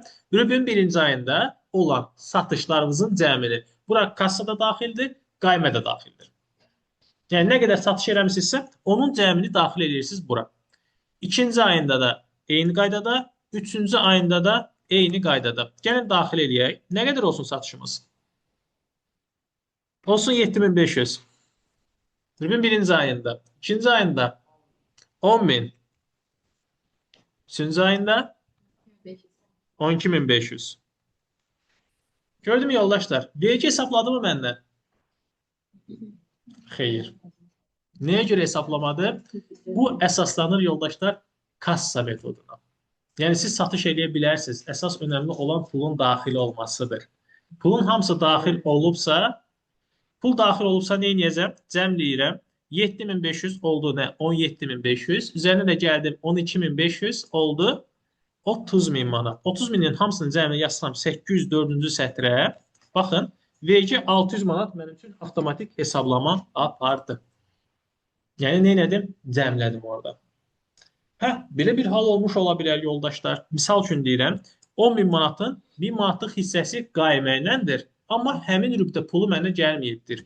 O halda mən bura 30.000 deyil, 29.000 yazacam. Bəli. Nə zaman gələcəksə, onda daxil edəcəm. Bəli. Nə zaman ödəniş oldusa, onda. Və ya 30.000 deyil, burası ola bilər 34.000 manat. Satışımdan 4.000 yuxarıdır. Əvvəlki dövrlərdə ödəmələr var ki, gəldi mənə bu rübdə oturuldu. Yəni, ödənildi. O halda mən onu bu rübdə nəzərə alıb hesabatda təqdim edəcəm. Yəni, misal üçün, 2-ci rübdə də eyni qaydada satış eləmişəm. Amma orada 4.000 manatlıq qayməni yuxarıdakı bu sətirlərdə göstərmişəm hər hansı birində. Amma daxil olmada yazmamışam. 804-də qeyd eləməmişəm. Çünki ödənilməyibdir. Bunu kassaya deyə bilmirik. Nəyə görə? Çünki kassada pul verməmiş, sizə kassa çeki eşib verir. Düzdür? Amma qaymədə bu belə deyil. Qaymənin pulu nə zaman, misal üçün, qaymənin göndərisi ola bilər 1 gün sonra, 1 həftə sonra, 2 ay sonra, 3 ay sonra, 4 ay sonra ödəyə bilir. Bu da rüblərin dəyişməsinə səbəb ola bilər. Bu rüb deyil, növbəti rüb ödəyə bilər. Buyurun. Bəli. Bəli. Amma qaymə ilə də satış edə bilərsiniz də siz müştəriyə. Dedim, axı, mənim 30% icazəm var. 218 nöqtə. Onu da nəzərə almalıyıq, təbii ki. Yəni, hər zaman bizim də ətraflı baxırıq. Siz sadəcə pərakəndəsinizsə, hamısı pərakəndədirsə, bunları o halda olduğu kimi buraya yazacağım. Sırf vətəndaşdır. Qayməm yoxumdur mənim. Bu, elə bir şey, sırf vətəndaşdır, hamısı. Pərakəndə qaydada kassa post terminal. Çünki onlar mənə ödəniş eləməsələr, mən çek verməyəcəkdim. Və satışımda görünməyəcəkdi. Bəli, bu formadadır. Amma hesab eləsək, bunun içərisində misal üçün 10.000 deyil, olub 11.000, sizin üçün daha rahat olsun deyil, 1000 manatda qaymə var. Çünki mənə vergi icazə verir ki, 30%-də qaymə təqdim edə bilərəm. 1000 manata qaymə vermişəmsə, bunun puluna baxacam. Pulu mənə daxil olubsa, həmin rübdə tanıyacam. Yəni 30.000 yox, 31.000 yazacam bura. Vergisini ödəyəcəm. Amma daxil olmayıbsa, 30.000 şəklində davam edəcəm. Deyəcəm ki, bu növbəti rüb gələcək. İnşallah mən onda təqdim edəcəm mən sizə. Və ya mən dediyim kimi bayaq da bu 32 min də yaza bilərsiniz. Cəmindən biraz da çox. Nəyə görə? Misal üçün, əvvəlki dövrdən, əvvəlki rübdən 1000 manat olan gəlib bu rübdə ödənildir. Əla. Sual var? Super. Yoldaşlar, sadəcə göstərmə baxımından qeyd edirəm. 32 min manatı mən sağ tərəfdəki 8% yazsam, 640 verginin qarşılığında 8% bu olur 2560 manat. Yəni 8% vergilimdə bu satışı ödəyəcək 2560 manat vergi. Biz avtomatik 220.1 doldururuz. O birisini doldururuz. Onsuz doldura bilmirsiniz. Bəli, deyilik. Amma belə də ola bilər, yoldaşlar, sadəcə qeyd edeyim baxımından. Siz rübün birinci ayı 2% olub, digər ayları 8% ala bilərsiniz. O halda ayları, yəni eyni ayda bu doldurmayacaqsınız. Birinci ayı 2%-dən, geri qalanları 8%-dən doldura bilərsiniz. Hansı aya düşürsünüz, ailə baxımından dəyərləndirilə bilər. Davam edirəm. 8.4.1 satışdan kənar gəlirlər. Bu nədir yoldaşlar? Satışdan kənar gəlirlər. Bəli? Yox. İcarə pulu onsuz da bəyan edirik. Sadələşmiş ola bilməz. Bunlar nədir yoldaşlar? Sadə dildə izah eləsəm, satışdan kənar gəlir nədir? Yəni mənim məqsədim nədir? Misal üçün, restoran sektorunda yemək hazırlayıb əhaliyə təqdim etmək. Düzdürmü? Və ya rəssam olaraq əsərlərimi hazırlayıb satmaq. Amma nə edirəm? Misal üçün, mən istəyirəm müştərilərimi düşünürəm ki, çatdırma xidməti verirəm. Rəsmlərimi hazırlayıb aparıb çatdırıram. Bunun üçün mənə nə lazımdır? Bir dənə avtomobil lazımdır, nəqliyyat vasitəsi. Buna nə edirəm? Vöyün adını alıram və bunda istifadə edib çatdırıram. Gələcəkdə işim böyüdür. Müştərilərim sayı artdı. Artıq deyirəm ki, mən avtomobili dəyişməliyəm. Bu, misal üçün deyirəm, 3 dənə rəsm əsərini yerləşdirmək ancaqdır. Artıq mənim sifarişim çıxıb ona. Mən nə etmək istəyirəm? Avtomobili böyümək istəyirəm. Nə edirəm? Avtomobili satacam. Satdığı zaman bu böyünə bağlı olduğuna görə bu da sizin gəliriniz hesab olunacaqdır. Artıq satışdan kənar gəlirlərdə bunu göstərmək şərti ilə 800-1-də onu yuxarıda 804-də də cəmləyəcəyik.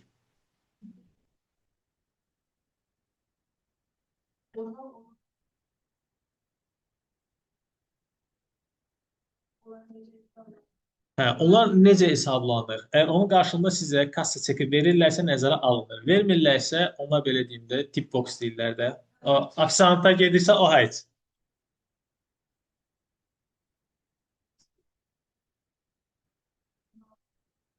Götürürlərsə onun satışını artıracaq. Misal üçün sizə restorana yaxınlaşdınız, xidmət göstərilər dəyəri 100 manatdır. Siz çox razı qaldınız. Dediniz ki, mən 20 manat əlavə etmək istəyirəm. O halda onlar satışa 100 deyil, 120 manat kəsəcəklər və 120 manata görə qayma olacaq. Daha doğrusu vergi ödəyəcəklər. Amma beləsə nağd formada artırsınızsa onların qabını, o gəlir kimi tanınmır artıq. Amma normal tanımalı o tanımır. Çünki qeyri-rəsmiyə girir. Yəni çox aşağıda onun aiddirsə, yəni göstərməsək, bəli, onu göstərmədik. mütləq qaydada. Yəni mən də avtomobil dedim, misal üçün deyirəm, restoranlarda olacaq avadanlıqlarınız. Çünki onların dəyəri çox böyük olmur deyə siz daim onu böyüdükcə yeniləmək istəyəcəksiniz. Satacaqsınız, yenisini alacaqsınız. Misal üçün. O halda satış sizin satışdan kənar gəliriniz hesab olunur.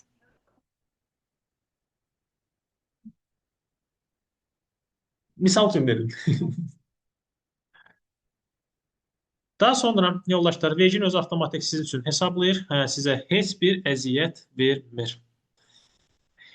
Bir də indi burada yoxdur. Fərdi sahibkarlarla bağlı vardı vergi endirimi. Onun növbəti dərsimizdə mən sizə fərdi sahibkar bölümünü tapacağam, onun üzərindən göstərəcəm. Fərdi sahibkarlar rüb ərzində ödəmiş olduqları özlərinə görə DSNF-nin 25% hissəsi ödədiyiniz vergidən azaldılır. Yəni, fərdi sahibkarlarda bilirik də 25-ə qədər standartdır, 25-dən sonra 26-cı ildən etibarən DSNF miqdarı dəyişdi. 25-ci ilə qədər ticarət sektoru 100 manat idi. Tikinti sektoru 200 manat idi. Yəni minimum əmək haqqının 25% və 50% miqdarındaydı. Onlar əgər rüb ərzində özlərinə ödəyirdilər 300 manat vergi.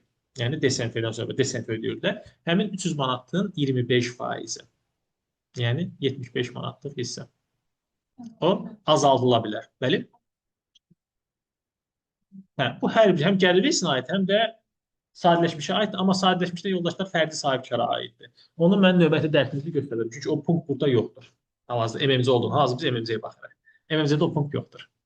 Onun fərdi sahibkarı, növbəti fərdi sahibkarlarda tapşırıq verəndən sonra onun izahatını sizə tapıb göstərəcəm. Rekorda düşəcək. Okeydirsə, İcazə versə əgər, soruşar mənə icazə versə. ya da istəsəz ən sonda şey eləyərik. Rekordu söndürəndə orada göstərirəm. Əgər okey olsa, hər şey görməklə problem etiraz etməsəz. Okey, problem yoxdur. Gəldi yoldaşlar burada azad olmalar hissəsində. Deməli, burada sizə əsas görünməli 224-cü maddə var. Bu pandemiya dönəmindədir. 50% azad olma verilir o dövrdə. Sual verəcəksiniz ki, okeydə o dövrdə də gör neçə il keçib üzərindən niyə qalıb burada? Əgər diqqət eləsəniz, ayaqlar nə edirik biz? Gəlirimizi nəyə əsasında tanıdıq? Satış elədiyimiz daxil olma əsasında. Satış deyil. Mən bu günləri düzdür, kassa elədi ki, satanda anında pul gəlir, amma qaymə elədi ki, pul nə zaman gəlsə onda tanıyacaqsınız. Ola bilərdi ki, həmin dövrdə siz nə etmişdiniz? Satış eləmişdiniz qaymə ilə 1000 manatı 20 pandemiya dövründə. Ondan bu dövrə də debitorlarınızı izləyərək gəlmisiniz indiyə qədər və pul bu günlər daxil olubsa, o halda onun üçün biz 50% azad olmanı tətbiq edə bilirik. Bu məlumat xarakterli olaraqdır. 227-ci maddə işğaldan azad olmuş ərazilərin rezidentisinizsə yoldaşlar, sizdə ümumiyyətlə azad olma düşür. Yəni siz hər hansı vergi ödəmirsiniz. Bu da nədir? Sizi dəstəkləmə məqsədi iləndir. Oradakı iqtisadiyyatın inkişafına yönümlü olan sistemdir. Ora qeydiyyatı və orada fəaliyyət göstərən. Yəni qeydiyyat orada olub gəlib burada fəaliyyət göstərsə keçərli deyil. Bəli, bəli, mütləq qaydada. Tamam. Naxçıvan qeydiyyatında, amma pandemiya vaxtları. İndi öz Naxçıvanı azad edirlər də vergilərdən.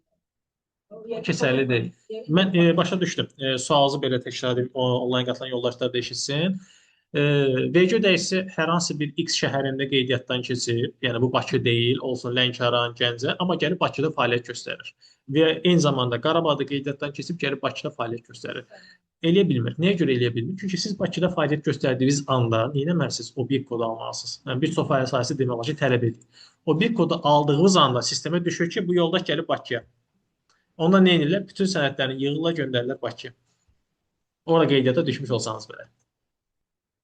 Və ya Bakıdasınızsa, gedirsiniz orada obyekt kodu alsınızsa, göndərilir və xahiş edilir ki, nəzarət olması. Oradakı rezidentlikdən faydalanmaq istəyirsinizsə, yəni azad olmalı. Ora qeydiyyata keçəcək. Bəli.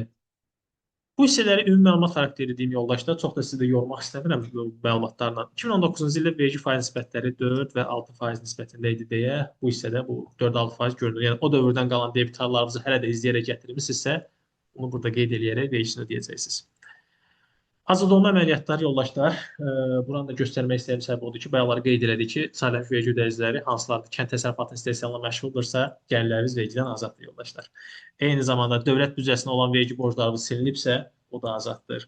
Dividend məsələsi, mənim şirkətim, MMC başqa şirkətin təsisçisidirsə, azaddır. Yəni bunların gəlirləri biz burada qeyd eləməklə azad olmanı göstərmiş oluruq. 220.9.9-1 yoldaşlar, bu da hamının ən çox sevdiyi loteriya, idman, mərc oyunlarıdır.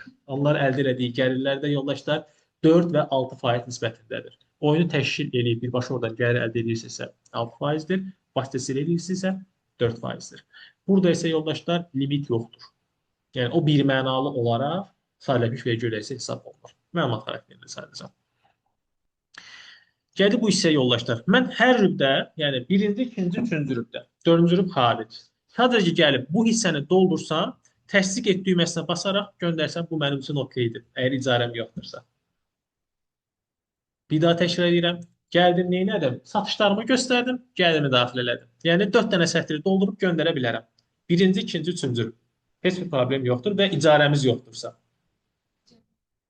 İcarə varsa, gələcək indi o hissəyə. Bura qədər okeyik. Onlayn qatan yoldaşlardan sualımız varmı? Səs gəlmədi. Deməli, hər şey əladır. İcarəniz varsa yoldaşlar, əlavə olaraq ödənmə mənbələri vergi bəyannaməsinə getməyinizə ehtiyac yoxdur. Dövlət deyir ki, mən bunun içərisində sizə fürsət tanıyıram. O bir səhifəyə keçid elədiyimiz zaman ödənmə mənbələri tutulan verginin hesablanması sadəcə və sadəcə icarə ilə bağlı olan hissələri biz burada daxil eləyəcəyik yoldaşlar. İcarə ilə bağlı olan hissələrdə burada bir neçə punkt var. Çünki bir neçə punkt dediyiniz rezident ola bilər, qeyri-rezident ola bilər. Onların içərisində rezidentlərdən hüquqi şəxs ola bilər və fəal vətəndaş ola bilər. Bunların üçün ayrı-ayrı daxil etməlisiniz ki, bunlar da baxın bu kodlarla əsaslanmış olur. Və burada məlumatları birbaşa daxil edə bilmirsiniz, çünki burada görürsünüz icazə vermir. Biz bunu əlavə eləyirik. Burada əlavə 2 hissəsi var. Daşınan daşınmaz əmlak üçün mənbədən tutulan verginin hesablanması. O hissəyə keçid eləyirik və tək-tək əlavə edə bilərsiniz, sayı azdırsa və Excel nümunəsində istifadə edə bilərsiniz. Hesab edək bizdə sayı azdır. Mən tək-tək əlavə edirəm. Əlavə et deyirəm və sətrin kodu deyirəm. Bu sətrin kodu yoldaşlar 821.11.12 hamısı buradakı sətrin kodlarıdır. Yəni ödəm mənbəyindən icarə ilə olan hissədəki baxın bu sətr kodlarıdır. Buradakı göstərilən kodlardır. Bunlardan hansına yazacaqsansa onu seç, mən onun əsasında nəzərə alacağam. Əgər ki mən hüquqi şəxsdən icarəyə götürmüşəmsə yoldaşlar, məndə hər hansı vergi yaranmayacaqdır. Yəni 1000 manata icarə etsə 1000 manatı tam ödəyəcəm ona. Fiziki şəxsdən götürmüşəmsə, yəni bu nədir? Vətəndaşdır. Vətəndaşdan götürürsə 14% nisbətində sizdə ödəm mənbəyindən vergi yaranacaqdır. Nəyə görə 14% yaranır yoldaşlar? Çünki normalda həmin yoldaşın gəliri olduğuna görə o özü dövlətə bunu aparıb ödəməlidir. Amma biz çox yaxşı bilirik ki, misal üçün mən Rəna xanımdan gəlsəm, bu ofisi icarəyə götürsəm, müqavilə bağlasam 1000 manatla, aparıb Rəna xanıma 1000 manatı tam versəm, Rəna xanım deyəcək ki, mən bunu özüm yaxşı xərcləyirəm də, niyə dövlətə verim? Özüm apararam, yoldaşlarla yeyərəm, içərəm və istifadə edərəm. Və eyni zamanda, misal üçün, Rəna xanım kimi 10 milyon əhali var, amma mənim şirkətim kimi 10 min dənə şirkət var.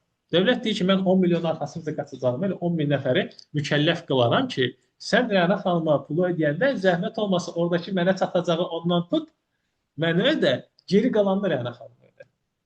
Yəni, 1000 manatlıq icarə haqqının 14% eləyir bizdə 140 manat, 140 manatı tut, 860 manatı ödəniş həyata keçir. Aydındır. Bunda da fiziki şəxslər əslində qalsa məntiqi Rəna xanım ödəməli, qeyd edədiyim kimi. Amma dövlət deyir ki, mən Rəna xanım arxasında düşmək istəmirəm. Bəli, mənim şirkətimin vergidə olan sistemdə banklar inteqrasiya olunub, mənim icazəm var, vergini ödəməyim. Anında sərəncam gələcək hesabına. Bloklayacaqlar, özləri orada çəkəcəklər yaxşıca. O nöqteyə nəzərdən mükəlləf qılınır hüquqi şəxslər. Buranı ümumi keçdim, amma ətraflı olaraq ümumi dərsində onsuz da bunu yenə də görəcəyik.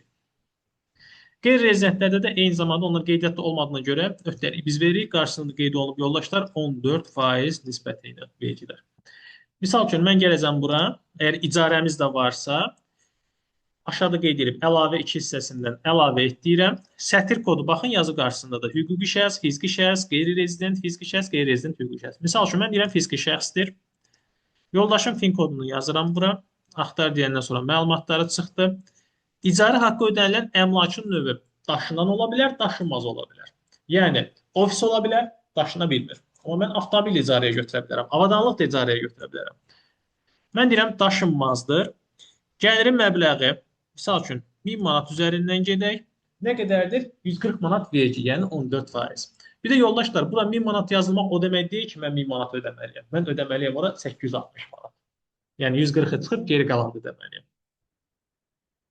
Ödəmənin aid olduğu dövr. Dövr dediksə, hansı dövrə görə ödəyirsiniz icarə haqqını? Yəni mən ödəyirəmsə, misal üçün 4-cü rübün 1-ci ayına görə oktyabr ayını seçəcəm.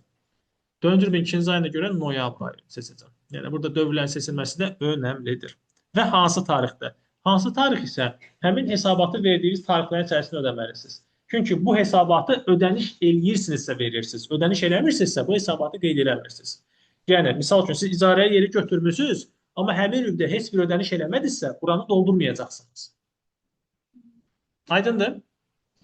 Ödəniş eləmişsinizsə dolduracaqsınız. Hətta bəzən ola bilir ki, rübdə 3 ay var, amma biz 5 aylıq ödəniş edirik. O halda mən bu sətri 5 dəfə doldurmalıyım. Çünki hər biri fərqli dövrlərə aiddir. Biri misal üçün yanvara, biri fevrala, biri marta, aprelə və maya. Xərclərin tanınması və hesabatın düzgün formada getməsi üçündür. Bəzən olur mühasiblər nə edir? Sağ olsunlar, götürür 1000 manat deyil. Deyir, mən həvəsim yoxdur bunu tək-tək yazmağa, 3000 manat yazıb bir dövrə vurur. İçimdə görə, olsa eyni çıxır, amma bu düzgün deyil yoldaşlar. Düzgün olan forma ayrı-ayrılıqdır. Hər birinin öz dövrünə görə qeyd eləməyinizdir. Yadda saxla dedim, misal üçün iyulun 1-idir. Eynisini mən təkrar yaradıram. Fiziki şəxsdir. Vətəndaş dedim. Daşınmaz. Eyni davam edirəm. 1000 manat. Aid olduğu dövr. Oktyabrda seçdim noyabr. Ödəniş dövrünü misal üçün eləmişəm sentyabrda. Həmin rübün içərisində. Yadda saxla dedim. Yenə də eyni qaydada əlavə et deyərək davam edə bilirəm. Yəni, həmin rübdə neçə ay icarə haqqını ödəmişsinizsə, o şəkildə sətirlərə əlavə eləməlisiniz. Ola bilər 2-3 icarəniz varsa, ona uyğun olaraq 2-3 icarəni də əlavə edə bilərsiniz. Yəni görün, məndə bir var burada. Bəs olur ki, məsələn, icarəyə götürmüşük, müqaviləmiz var, amma ödənişi eləməyək. Təbii ki, ola bilər ki, razılaşmısınız ki, ilk 3 ay ərzində hər hansı bir ödəniş eləməyəcəksiniz, təmir işləri, bərpa işləri aparacaqsınız. Ondan sonra ödənişə başlayacaqsınızsa, onda da hər hansı bir hesabat verməyəcəksiniz. Yəni bura data məlumat daxil eləməyəcəyik. Bəs indi ÖMV hesabat bizim məsəl üçün icarədə yerimiz var. İcarə götürmüşük mağazində, həm də istehsalatımızda. Mən 20-sinə kimi, amma ödəniş bank vasitəsilə olunmayıb da, eləməmişik. İndi biz o hesabatı verməməliyik, ÖMV hesabatını. Ödəniş eləməmisinizsə xeyr. Bizə bəs maliyyə sanksiyası ya da başqa Sizə cərimə uyğunsuzluq gələcək. Təbii ki, uyğunsuzluq. Obyekt kodu aldığınıza görə, çünki obyekt götürəni qeydiyyata salmışsınız. Uyğunsuzluq gələcək. Ona da izahat verəcəksiniz. Növbətdə sonra ətraflı verəcəm. Vergi məcəlləsinin 124.1-ci maddəsinə baxsınız, orada qeyd edir. Təşəkkür edirəm.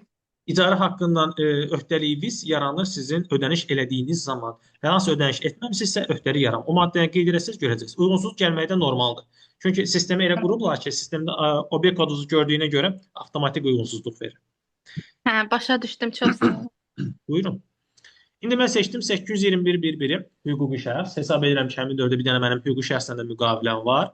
Misal üçün çıxdı adı, icarə haqqı yenə də daşınmazdır. Ona da mən 500 manatla götürmüşəm. Bu da aiddir. Dekabr ayı deyirəm, 1 iyulda ödənilibdir. Yadda saxla. Bunu nəyə görə hüquqi şəxs seçdim? Yoldaşlar, vergi məbləğini görəsiniz. Fiziki şəxs vətəndaşda burada hər hansı vergi yaranmadı, amma daha doğrusu fiziki şəxsdə yarandı, hüquqi şəxsdə yaranmadı. Çünki hüquqi şəxsin özü vergi orqanında qeydiyyatda olduğuna görə vergisini özü ödəyəcək. Biz sadəcə bəyan edirik. Yox. 20%-dən də onlar da artıq. O sahibkarlıq fəaliyyətidir. O dediyiniz 14% qeyri-sahibkarlığa keçər olmalıdır. Fərdi sahibkar olsaydı, bəli, o halda 14% olacaq onda da. Ödənən dövrdə, məsələn, avqada, amma ödəniş tarihi iyundur. Bəli. Üçün dekabrda ödəmiş kimi hesablayırlar. Təbii ki. Nə ödəmişim ona görə bu dövrdə eləsin. Dövrü düzgün seçməlisiniz. Yəni ödəniş əsas odur ki, hansı rübdə hesabat verirsinizsə, həmin rübün içərisində ödəmiş olmalısınız. Amma dövr fərqli dövrlər ola bilər. Əvvəlki dövr də ola bilər, irəlidəki dövr də ola bilər. Ola bilər ki, misal üçün, dekabr ayında mən yanvarın ödənişini edirəm, çünki mən elə razılaşmışam ki, geriyə doğru ödəniş edilir gələcəm və ya sentyabrın ödənişini gəlib dekabrda eləyə bilərsiniz. Hər hansı bir problem. Bəli.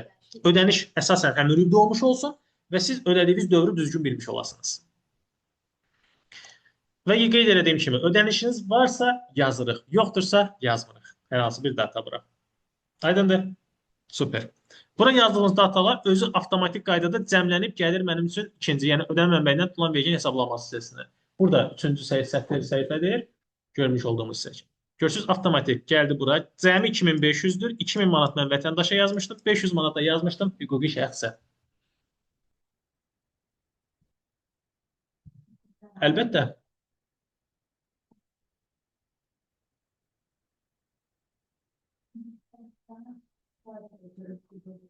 Bəli.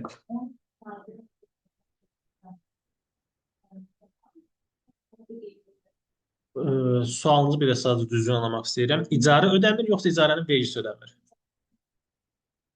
Okay. Sualınız belədir, onlayn qayda yoldaşları eşitmək üçün. Mən 3 aydır icarə haqqını vaxtında ödəmişəm, amma onun, misal üçün, buradakı 14% 140 manatı ödəməmişəm. Bu zaman sizin vaxtınız ödəməməklə vergi bəyannaməsi verilən zamana qədərdir. Yəni, bəyannamə də verilir, eyni sadəqmişdə olduğu kimi rüblüydür. Rüb bitəndən sonra onu təqib edən ayın 20-sinə qədər. 20-sinə qədər həmin vəsaiti ödəyə bilərsiniz.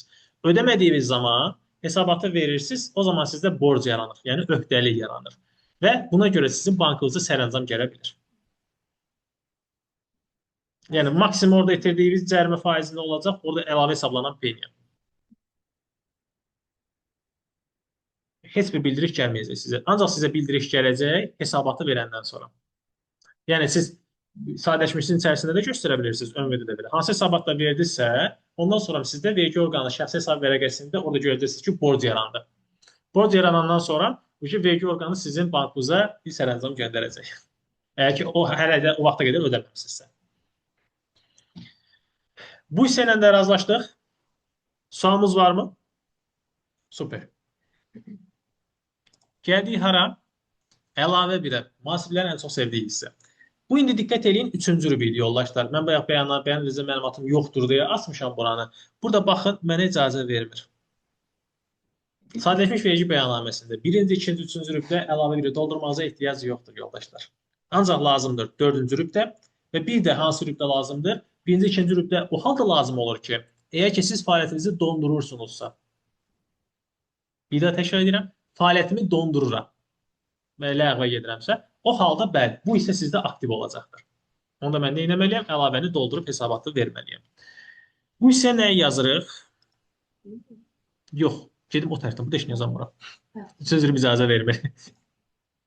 Qeyd atmanızı təcrübə ki, dərs atacaq deyək. Paylaşılacaq, rekorddan paylaşılacaq sizlərlə hamısını.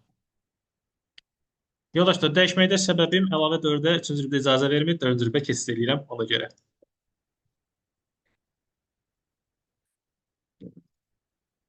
Və yaxud da bura nəyə görə keçid eləmişdim? Burada bəyan ediləcək məlumatıma icazə vermirdi. Digər hissədə göstərə bilməyim üçün keçmişdim ora. Gəldik əlavə birimizə yoldaşlar. Əlavə bir bildiyimiz balansdır yoldaşlar. Bunun qurulması üçün sizdə mütləq qaydada bir mühasibə çoxu olmalıdır. Düzdür, fərdi sahibkarlar biraz daha bəsit şəklinə versələr çox da diqqət edilmir. Amma tam dəqiq olaraq, yəni nöqtəsinə verginə qədər hər şeyin düzgün olmağını istəyirsinizsə, mütləq qaydada sizdə uçot getməlidir. İndi ümumi anlayışlarını izah edəcəm. Amma inşallah qismət olsa, mənfəət və gəlir vergi bəyannaməsi dərsində sizlərlə bərabər uçot quracağıq burada. Uçot qurandan sonra o balansı bərabər bir şəkildə yığacağıq. Bu nədir yoldaşlar? Muvaffaq bərabərliyidir. Digər adı ilə desək. Yəni, aktivlər bərabərdir kapital üstəgəl öhdəlik. Aktiv nədir? Şirkətin sahib olduqlarıdır. Yəni, pul vəsait ola bilər, əsas vəsait ola bilər, debitorlarınız ola bilər. Bu şirkətin sahib olduqlarıdır. Bu aktiviz adlanır. Aktiviz var, gözəl. Bunun qaynağı haradır? Yəni, əsaslanma səbəbi. Yəni, öhdəliyiniz və ya kapitalınız mıdır? Yəni, bu nizamnamə kapitalı olaraq mı gəlib çıxıb sizə? Yoxsa üçüncü şərtdə borc almısınız, onun qarşısında bir öhdəliyiniz yaranıb mı? Yəni, iki tərəfli olmalıdır. Burada da qeyd etdiyimiz hissələr, yoldaşlar, əsas vəsaitləriniz varsa, burada baxın, əsas vəsaitlərin adlarıdır. Ehtiyatlar sətri var burada, 1-3-cü sətr, hazır məhsul, mal, bitməmiş hesab, debitor borclar var, pul vəsaitləri var. Bunlarda nədir? Hesabat ilinin əvvəlinə qalıq. Yəni, dövrün əvvəlinə qalıq. Bu dövrün əvvəlinə qalıq bərabər olmalıdır. Bundan əvvəlki hesabat dövrünün sonuna olan qalığa. Yəni, buna. Bir-birinə bərabər olmasa sizə uyğunsuzluq gələcək. Yəni, bunun əvvəlki hesabat vermişsinizsə, əgər vermişsinizsə, onun dövrünə qalıq varsa, eynisini bura köçürməlisiniz. Yoxdursa, ehtiyac yoxdur. Birbaşa biz hardan başlayırıq? Dövr ərzində. Dövr ərzində olan hissədə isə 4 rüb ərzində olan əməliyyatlarınızın cəmini yazacaqsınız. Bəli, 4 rüb ərzində olan əməliyyatlarınızın cəmini yazırsınız. Təqdim edilmə, silinmə, ləğv olmada ona uyğun olaraq. Ən bəsit ifadə ilə belə deyim də, əsasən burada biz nəyə görəcəyik? Əsas vəsaitləriniz olmaya bilər, debitorlarınız olmaya bilər. Amma bizim bir pul axınımız olacaqdır. Hesab eləsək ki, bizim dövrün əvvəlinə qalığımız yoxdur, sıfırdır. Amma dövr ərzində bizə nə olubdur? 75 min manat pul daxil olubsa, 4 rüb ərzindən cəmindən söhbət gedir. Mən 75 min manatı dövr ərzində daxil olmaya yazacağam. Daha sonra təqdim edilmədə o deməkdir ki, mən bunu xərcləmişəm. Yəni, istifadə eləmişəm, öhdəliklərimi icra eləmişəm, borclarımı ödəmişəm. Bunu da ödəmişəm 55 min manatını. Və dövrün sonuna, yəni ilin sonuna 20 min manat məndə qalıq qalıbdır. Bankda qalıq qalıbdır, kassada qalıq qalıbdır. Bunların cəmi nəzərdə tutulur. Bu 75 min manatda həm bank, həm kassanın cəmi nəzərdə tutulur yoldaşlar. Bu yazdığımda nədir yoldaşlar? Mənim satışlarım əsasında olubdur və ya öhdəliklərim əsasında. Bu da gəlir yuxarı kapital və öhdəliklər hissəsinə yoldaşlar. Kapital və öhdəliklər hissəsində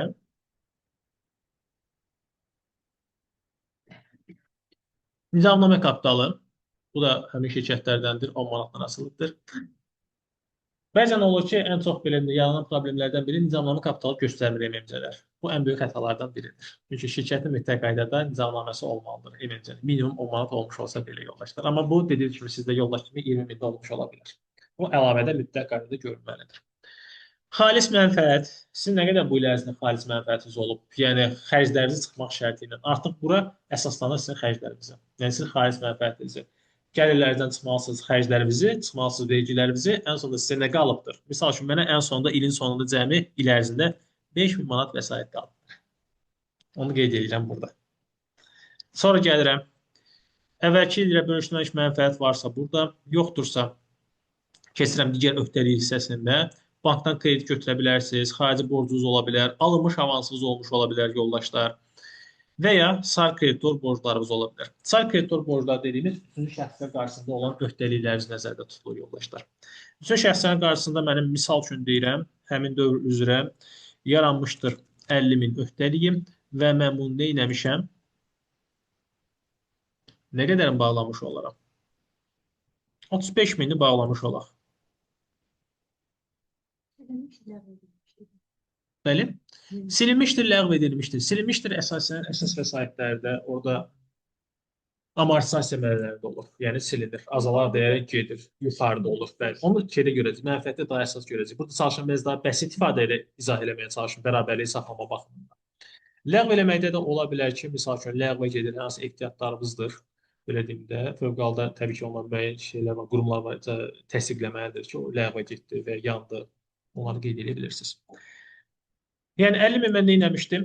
Borclanmışdım, mal almışdım, hər hansı bir iş görmüşdüm, qarşı tərəfə xidmət almışdım, 50.000 borcum yaranmışdı, 35.000 ödəmişəm, qalığım qalıb 15.000 manat. Və yuxarıya gəlib baxıram yoldaşlar, 20.000 10 manatdır. Buradakı nizamnamə ilə kapitalla bir yeri qalığım. Digərində də yuxarı baxdığım zaman 20.000 10 manatdır. Gördünüz, qırmızı silindi. Yəni, sizdə sadələşmişlərdə ən bəsit ifadə ilə fərzi sahibkarlar giriş-çıxışların pul ehtiyatları ilə, xalis gəlirləri ilə və kreditorlarla tənzimli verə bilərlər. Yəni, vergi orqanı bunu çox da belə deyim də, deməyəcək ki, bu dəqiqliyindən olsun. Əsas önəmli olan nədir? Sondakı qalıqlarınız düzgün olsun və girişləriniz düzgün olsun sizdə. Yəni, əlavə bir də. Amma bunun yenə dediyim kimi, daha düzgün olan variant odur ki, uçotunuzu qurub, balansınız əsasında buranı doldurasınız. Bunun da məntiqini, yəni mən biraz daha sadə olsun deyə qeyd elədim onu. Məntiqini biz sizlərlə mənfəət gəlir bəyannaməsində daha ətraflı görəcəyik bərabər bir şəkildə. Buyurun.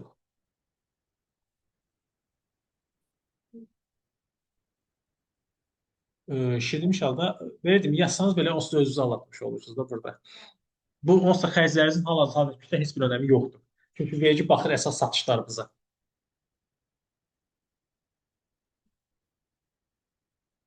Problemi yoxdur. Yəni xərclərin az-çox yazılması informasiyanın səhv verilməsidir. Sabah gəlsə sadəcə bunu əsaslandırma istəyə bilərlər, amma qeyd etdiyim kimi vergi orqanı sadələşmişlərdə əlavə birin üzərində çox düşmürlər. Onun üçün. Buyurun.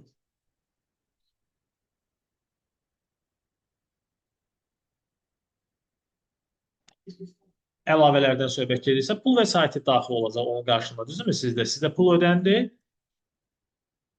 Aha, sizdə pul vəsaiti daxil oldu, amma siz onda mən bildiyim qədər sadələşmiş ola bilməzsiniz. Məlumatınız olsun. Ona əlavə, amma hamısında əlavə eynidir, problem yoxdur. Sizdə pul daxil olacaqsa 1.5 pullar hissəsində. Siz daxil olmanı qeyd elədiniz, çıxışlarınızı ona uyğun verdiniz, ilin sonundakı bankda qalan qalıqla bura üst-üstə düşsün. Çıxış elə verirsiniz ki, qalığınız üstə düşür. Bu pul hissəsi hara xərcləmişsiniz? Kreditorlara, düzdürmü? Öhdəliyiniz yaranıbdır. Onu da aşağıda kreditorlarla tənzimləyirsiniz. Amma dediyim kimi, sadələşmişdə çox diqqətli olunur. Amma gəlirdir, mənfəət bəyannaməsində o önəmlidir. Çünki o əlaqəli olur digər tərəf xərclərindən. Məsələn, amortisasiya hissələri olur, amortisasiyaya baxılır. Bu nüansası çox önəmli olur. Bəli. Bəli. Yəni qrant müqavilələri əsasında onlar ona görə sizə verilir ki, siz onlara bir hesabat verirsiniz ki, bax mən bu işləri görəcəm, mənim bu qədər xərcim olacaq. Siz onların hamısını görüb, bəli, hesabatları gətirib onlara təqdim etməlisiniz. Yox, bəli. Bir də ədə daxil olmuş pula düzgün olmalı. Çünki biz hər dövr mütləq qaydada. Bu hissəni də yazdıq yoldaşlar. Buradakı önəmli olan cəmi aktivlərimizlə, yəni bu hissədə gördüyümüz cəmi aktivlərlə aşağıda gördüyümüz cəmi öhdəliklər bir-birinə bərabər olsun. Bu bərabərlik alındısa sistem bunu qəbul edəcək. Yox, bərabərlik alınmadısa qəbul edilməyəcək. Mühasiblərdən çoxsu çalışır bunu neynəsin? Digər öhdəliklər var ən aşağıda və digər aktivlər var. Burada gördüyümüz. Oralara yazıb bir şəkildə bağlamağa, yəni əsas odur ki, bərabərlik alınsın edirlər, amma bu düzgün deyil yoldaşlar. Bunu mən sadəcə yenə deyirəm. Müəyyən fərdi sahibkarlar üçün tövsiyə edirəm ki, bu şəkildə okeydir də yaza bilərlər. Çünki işin həcmi çox deyil. Amma işin həcmi çoxdursa və siz həqiqətən istəyirsiniz hər şeyiniz nöqtə verəcəyinə qədər düzgün olsun, tövsiyəm bir mənalı olaraq mühasibə çotuzun qurulmağıdır. Mühasibə çotu qurandan sonra buranı qəşəng yazacaqsınız. Ki, yenə deyirəm, indi dərsimiz sadələşmişdir deyə çox da sizi yormaq istəmirəm. Mənfəət gəlirdə bunu biz bərabər eləyəcəyik sizlərlə. Daha bəsit formasından Onun mürəkkəbini artıq oradan özünüz anlayacaqsınız. Bir də bankdan kredit götürmək də yazılır orada. Bəli. Onun əsasən bir sənəd təqdim olunur. Yəni Xeyr, ehtiyac yoxdur. orada yəni yaza bilərik də. Bəli, yəni burada bankdan sizin sualınız belədir. Mən bank kreditlərinə gəlsəm, misal üçün deyirəm, 20 min yazsam, buna görə mən vergi orqanına hər hansı bir sənəd təqdim etməliyəmmi? Xeyr, təqdim etməli deyilsiniz. Çünki o bankınızı izləyə bilir və banka gələn vəsaiti görür, təbii ki. Hal-hazırda tam rəsmi olaraq izləyə bilir hər şeyinizi, datalarınızı. Biz deyək ki, indi baxın 20 min yazdım deyə mənə qırmızı verdi. Nəyə görə? Balans pozuldu. Balansı bərpa eləmək üçün nə edirəm? Gəlirəm bura 95 min yazıram ki, bank mənə pulu verib qoymuşam hesabıma. Qalıb hesabımda. Əlavəmiz hər şey okey oldu. Artıq biz nə edirik yoldaşlar? Gəlirik əlavə 3 var. Obyektlər haqqında məlumat. Obyektlər haqqında əgər 2 və ya daha çox obyektimiz varsa, bu hissə doldurulur. Bir obyektimiz varsa, bu hissə doldurulmur. Bu da informasiya xarakterli olan hissədir. Vergi orqanı bilmək istəyir ki, 2 və ya daha çox obyektimiz varsa, mən bilmək istəyirəm ki, sən hansı ki birinci səhifədə bayaqlar yazdığı orada 30 min gəlir satış. Bu 30 min satışın hansı hissəsi hansı obyektdən sənin üçün formalaşıbdır? Amma ayrı-ayrı da vermək Bəli? olar. Yox, ayrı-ayrı verə bilməzsən. Bir vərənin altındadır. Bəli, ona görə o bilmək istəyir ki, hansı satış hansı obyektdən formalaşıbdır. Mən bunu əlavə eləyə bilməyəcəm. Nəyə görə? Çünki obyekt kodu məlumatı bu müəssisənin obyekt kodu yoxdur. Obyekt kodu olsa, burada avtomatik kodlarımız çıxır. Onu seçirsiniz. Seçəndən sonra baxın, təqdim edilmiş malların dəyəri hissəlidir. Təqdim edilmiş mallara görə hasilat, yəni nə qədər pul ödəniş olur sizə? Onları istəyir ayrı-ayrılıqda məndən. Hər obyektin koduna görə ayrı-ayrılıqda. Misal üçün, bir obyektin kodu Nizamidədir, bir obyektim 28-dədir, biri Gənclikdədir. 3 dənə fərqli obyektim var. Və 30 min satış göstərmişəm. Artıq mən nə edəcəm? Yazacağım ki, misal üçün, Gənclikdə 15 mindir. Dövləmin demək olar ki, yarısı buradandır. 28-də formalaşdı 12 min manat. Böyük bir hissəsi də buradandır. Amma gəldiyi harda? Nizamiyə. 30 mini üçürüb, daha doğrusu üçürüb 3 ay toplam yazmışdıq. Bəli, 3 ay toplam yazdığımız 30 min vardı, bayaqlar qeyd elədiyimiz. Onu 3 obyektimiz arasında bölürük. Yəni, bölmək dediyimiz sadəcə data, informasiya ötürürəm ki, vergi orqanına hansı obyektin daha çox satış edib, daha çox gəlir əldə etmişəm. Vəssalam.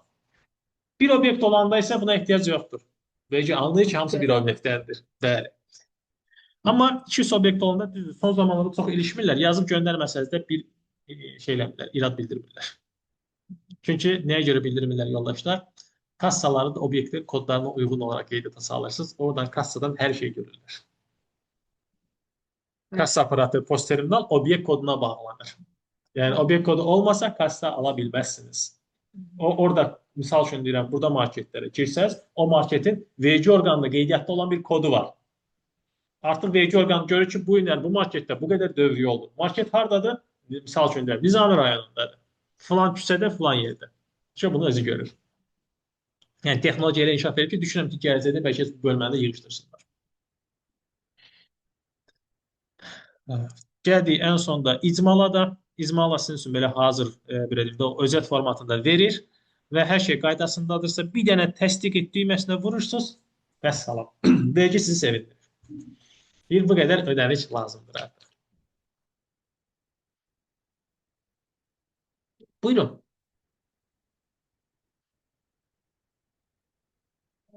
Bəli. Bəli. Bəli. Okey. Sizin sualınızı düz anlayıramsa, siz dözdürüb də açmısınız. Fərdi sahibkardır sizə, düzdürmü? Yoxsa MMC-dir? Bəli? Yəni fərdi sahibkar. Böyünür, sonu 2 ilə bitir. Düzdür? Fərdi sahibkar açmısınız, amma deyirsiniz 0 ilə boş verə bilmirəm, mən bunu necə verim hesabata. Fərdi sahibkar elə olduğu halda hər hansı bir dördüncü rüb üzrə heç bir əməliyyat olmayıb, düzdürmü? Heç bir əməliyyat olmayıbsa, sadəcə nə edəcəksiniz? Vergin hesablanması hissəsində, o saçanda bura 0-dır. 0-da isə 0 yığırsınız. Əlavə bir də gəlirsə, əlavə bir də. Bu hissələrə sadəcə 0 yazırsınız. Bir neçə yerə 0 yazandan sonra özü götürəcək sistem bunu. Pul ehtiyatlara 0, ora 0, 0 yazdınız. Yəni təsdiq etdiyi məsələ vurdunuz, gedəcək. Məsələn, bu boş hesabata bərabərdir. 0 rəqəmi yazsanız. Buyurun. Əgər istəsəniz də gətirə bilsəniz, burada bərabər bir şəkildə yazıb göndərə bilərik. Əgər görməsində problem yoxdursa, misal olaraq. Bəli yoldaşlar, bura kimi sualı olan var mı? Qaranlıq qalan məqam, aydın olmayan. Bu yetərincə yordum sizi. Tamam hocam. Buyurun. Sevgili zamanı bölümünde ne daxil Əlbəttə ki. Buyurun. Biz birinci ise ikinci reprezent doldururuz. Bizim en aşağıya gelince orada e, işler çıxır diye mərcəonlar falan. Aha. Yani, onlar yoxsa için yazmıyor. Biz Yox, yox. o şeyde Yəni, başa düşdüm mən sizin sualınızı. Sizin sualınız başa düşdüm. Mənim sualım deyirsiniz ki, mənim satışım, misal üçün deyirəm, pərakəndə qaydada ayaqqabı satıram, mənim başqa işlə əlaqəm yoxdur. Mən bu hesabatı necə verməliyəm? Digər bütün bəndləri doldurmalıyam mı, yoxsa yox? Siz bütün bəndləri doldurmalı deyilsiniz. Mən ancaq ayaqqabı satıramsa, rüb üzrə gələcəm, datanı bura daxil eləyəcəm, satışlarımın dəyərini və daxil olmamda 804-cü sətrə. Vəssalam. İşiniz bundan ibarətdir bu səhifədə. Başqa iş eləmirsiniz. Yəni cəmi 4 dənə sətr doldurursunuz. O sizə aid deyil. O ümumi olaraq verilir. Sistemi elə qurublar ki, onlara görə ayrıca bir sistem çıxarmaq istəmirlər. Hamısını bir yerə yerləşdiriblər ki, onlar da daxil olanda artıq buranı doldurmurlar. Düşürlər lotereyalana mərc olan hissəyə. Onlar o. Hərə öz sahəsinə uyğun olan hissəni doldurur. Bəli. Sizdə də misal üçün dediyiniz sahədirsə, sadəcə demək olar ki, bütün sadələşmiş vergi ödəyiciləri onlarda demək olar ki, ayrıca da olur. Ancaq bu hissələri doldurur. 4 dənə sətr. Vəssalam. Və başqa hissə doldurmanıza ehtiyac yoxdur. Hətta dediyim kimi onlar aşağı olmayacaqlar. Onlara əl olmayacaqlar. Siz də isə ancaq buranı dolduracaqsınız. Buyurun. Hı -hı. Süper. Bəli. Sizin satışlarınız dediyiniz kimi həm kassa ilə satışınız var nav qaydada, həm post terminalından var, həm qayma ilə var. Hər birini cəmləyəcəksiniz. Hər üçünü cəmləyəcəksiniz. Üçünün cəmini, misal üçün rübün birinci ayında 6.000 isə 6.000-i buraya yazacaqsınız. İkinci ayında 12.000-dirsə 12.000-i buraya yazacaqsınız. Üçüncü ayında deyirsiniz, mən satışı partlatmışam, 50.000-dirsə 50.000-i buraya yazacaqsınız. Bəli. Üçünü yox. Hə, şey olaraq üçünün cəmi. Bəli, kassa, post terminal, qayma. Ama 804'te bizi qayma olduğuna göre yani eski de olabilir, artı da olabilir. Bəli. 804-cü sətrə gələndə biz daxil olmalarımıza baxacağıq. Kassa post terminalı bir mənalı qəbul eləyəcəyik. Qaymələrə baxacağıq ki, qayma ilə pul gəlib yoxsa yox. Gəlibsə hamısını daxil olmaq kimi mən götürüb buraya yazacağam. Olacaq 68.000 manat. Mütləq qaydada. 30% keçirsə də problem yoxdur. 30% keçirsə yenə bunu verəcəksiniz. Amma nə baş verəcək? Növbəti aydan, yəni rüb bitəndən sonra növbəti ayın birindən etibarən sadələşmişdən sağollaşacaq.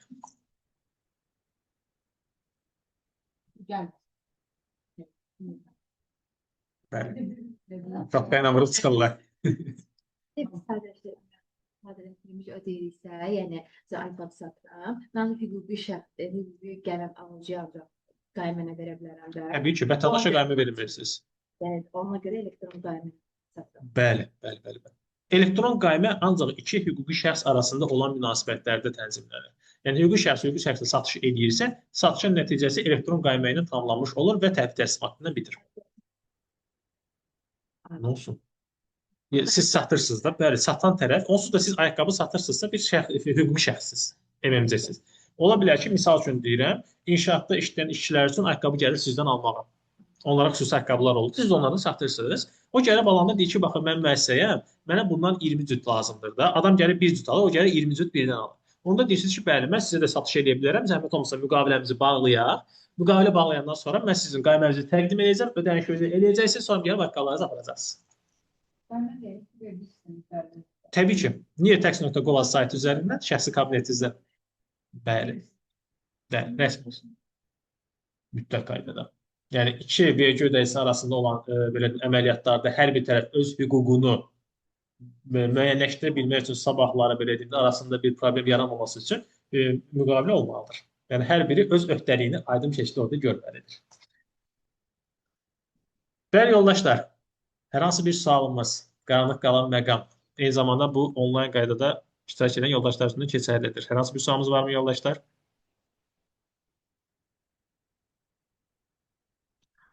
Əgər sualınız yoxdursa, qatıldığınıza görə hər bizə təşəkkür edirəm. Bu yetərincə sizi yordum. Dərsimizi burada bitiririk.